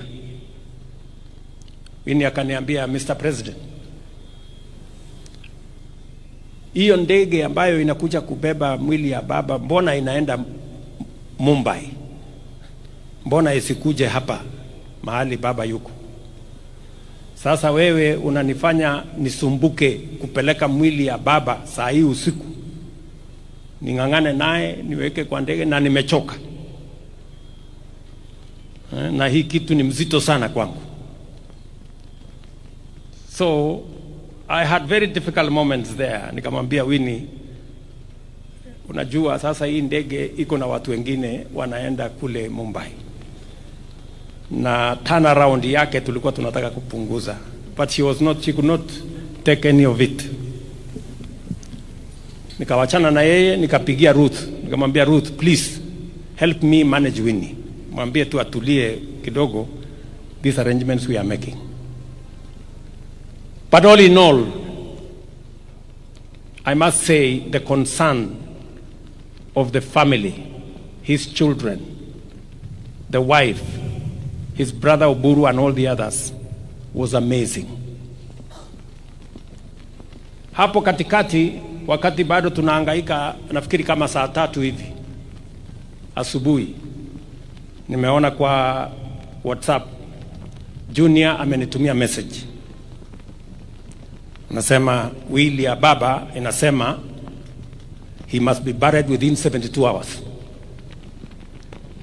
Huyu Junior amenitumia. And I am sending our lawyer to Mama to go and tell her what Mzee's will was. So hapo katikati sasa ikawa ni kizungumkuti. We are trying to balance between the will of the late, the reality of where he is, the requirements of culture, the state, the church. So there were tensions all over the place. That we are here Sunday to pay our last respects to Raila Amolo Odinga is an act of God. Na tunashukuru Mungu kwamba imetusaidia tufikishe hapa.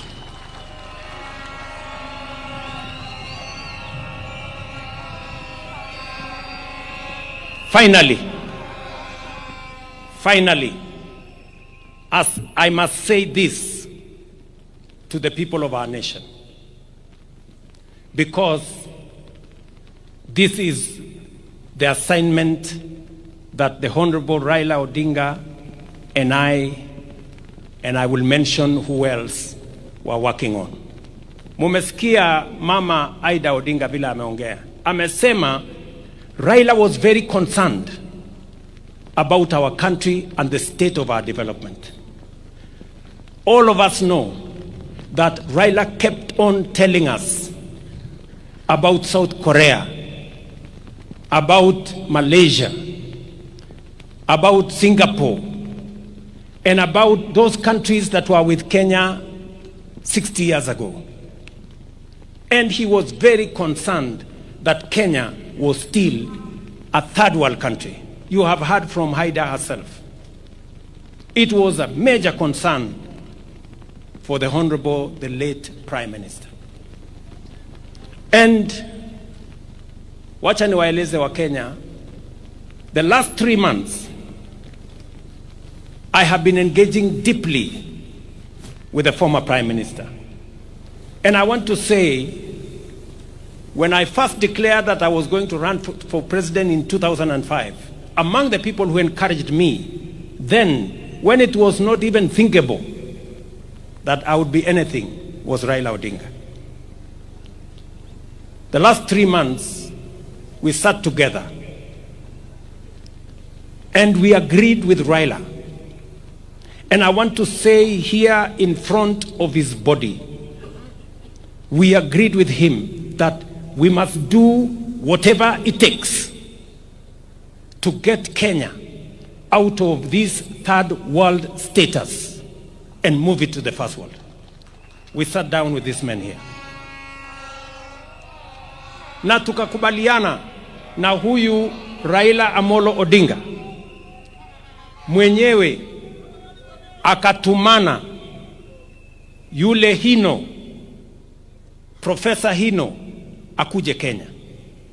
Hino came here almost a month ago for us to agree on the plan that is going to get Kenya out of this mess. Nyinyi mnajua hapa Siaya sasa iko mpango ya nuclear energy, kwa sababu Raila alisema hatuwezi kuwa ni nchi ambayo tunaweza kusonga mbele if we do not have enough energy. And Raila proposed that we should at least generate another 10,000 megawatts. Let me say this because there is no other moment for me to say this when he is here with us. The same Honorable Raila Odinga agreed with me that we must extend the SGR from Naivasha through Siaya here to Malaba. He also agreed with me that we must extend a dual carriageway from Rironi through Nakuru, through Eldoret to Malaba, and also through Kericho to Kisumu to Malaba. And we agreed with him on how we are going to build a new airport and how we are going to expand our infrastructure.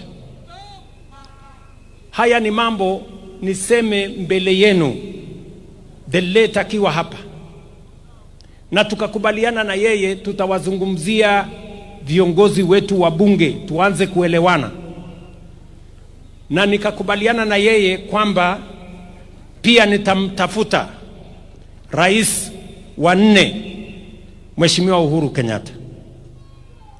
And I want to say here to you, Baba, we agreed, me and you, that I would look for President Uhuru Kenyatta. And I booked an appointment. I sat down with President Uhuru Kenyatta and we discussed what I had discussed with Prime Minister about the future of our country.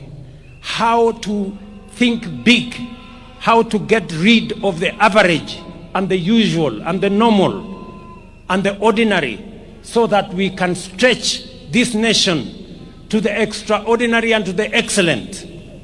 And you remember, President Uhuru Kenyatta, I came to your office, I sat down with you, I explained to you what I had discussed with my brother, Prime Minister, and I want to thank you immensely that you shared in putting this country together, eliminating division and tribalism, and making sure that we can forge a unity that would lift Kenya from a third world status to a first world status. Ndugu zangu waombolezaji, Mama Aida, I have discharged my responsibility to a friend, to a brother, to my mentor, a man I went to his school. Wengi walijaribu kuniambia ya kwamba Raila hakukuwa rais, kwa hivyo heshima yake ishushwe chini kidogo. Mimi nikawaambia hata kama hakuwa rais, he was the people's president.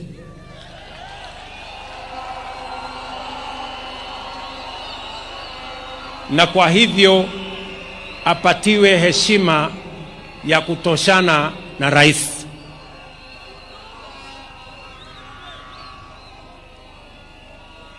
Ndugu zangu, mimi sitaki kusema kuzidi hapo. Nataka nimheshimu Mama Aida kwa kutusaidia kuchunga huyu kiongozi wetu, watoto wake by standing with their father, familia nzima ya Jaramogi for the contribution they have made and for allowing Raila to be part and parcel of many families, not just the Jaramogi family. He became part of the family of Kenya. Today here we have leaders from across Kenya who associate with Raila Odinga, who have been mentored by Raila Odinga, who are supporters of Raila Odinga. I must thank his security people, Maurice Ogeta especially. Thank you very much, Maurice, for standing with Raila always. I remember Maurice, in our days of ODM, this Maurice used to wipe our shoes when we came late from campaign. Maurice, I want to tell you, government of Kenya, as we look after Raila's legacy, you too will stand guard with us to look after Raila's legacy. Together with all the other people who worked with Baba. To this community, I want to assure you that by God's grace, we're going to journey together in the footsteps and in the direction that our friend and brother Raila Odinga has pointed to us. And I will not betray the course upon which I have agreed with him. Asanteni sana, poleni nyinyi wote, rest in peace. Raila Amolo Odinga, our leader, our brother. Thank you very much. Now, thank you, Your Excellency. And allow me now to just give the exit protocol before I invite the Right Professor, Professor David Kodia, to lead us in a closing.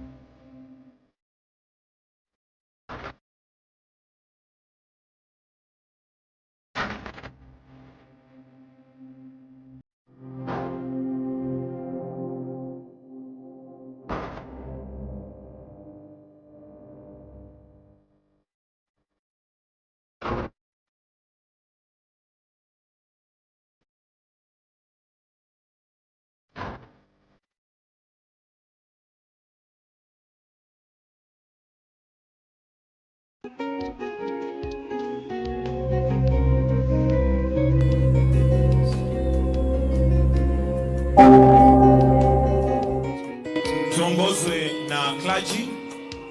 After that we shall have the casket, followed closely by the family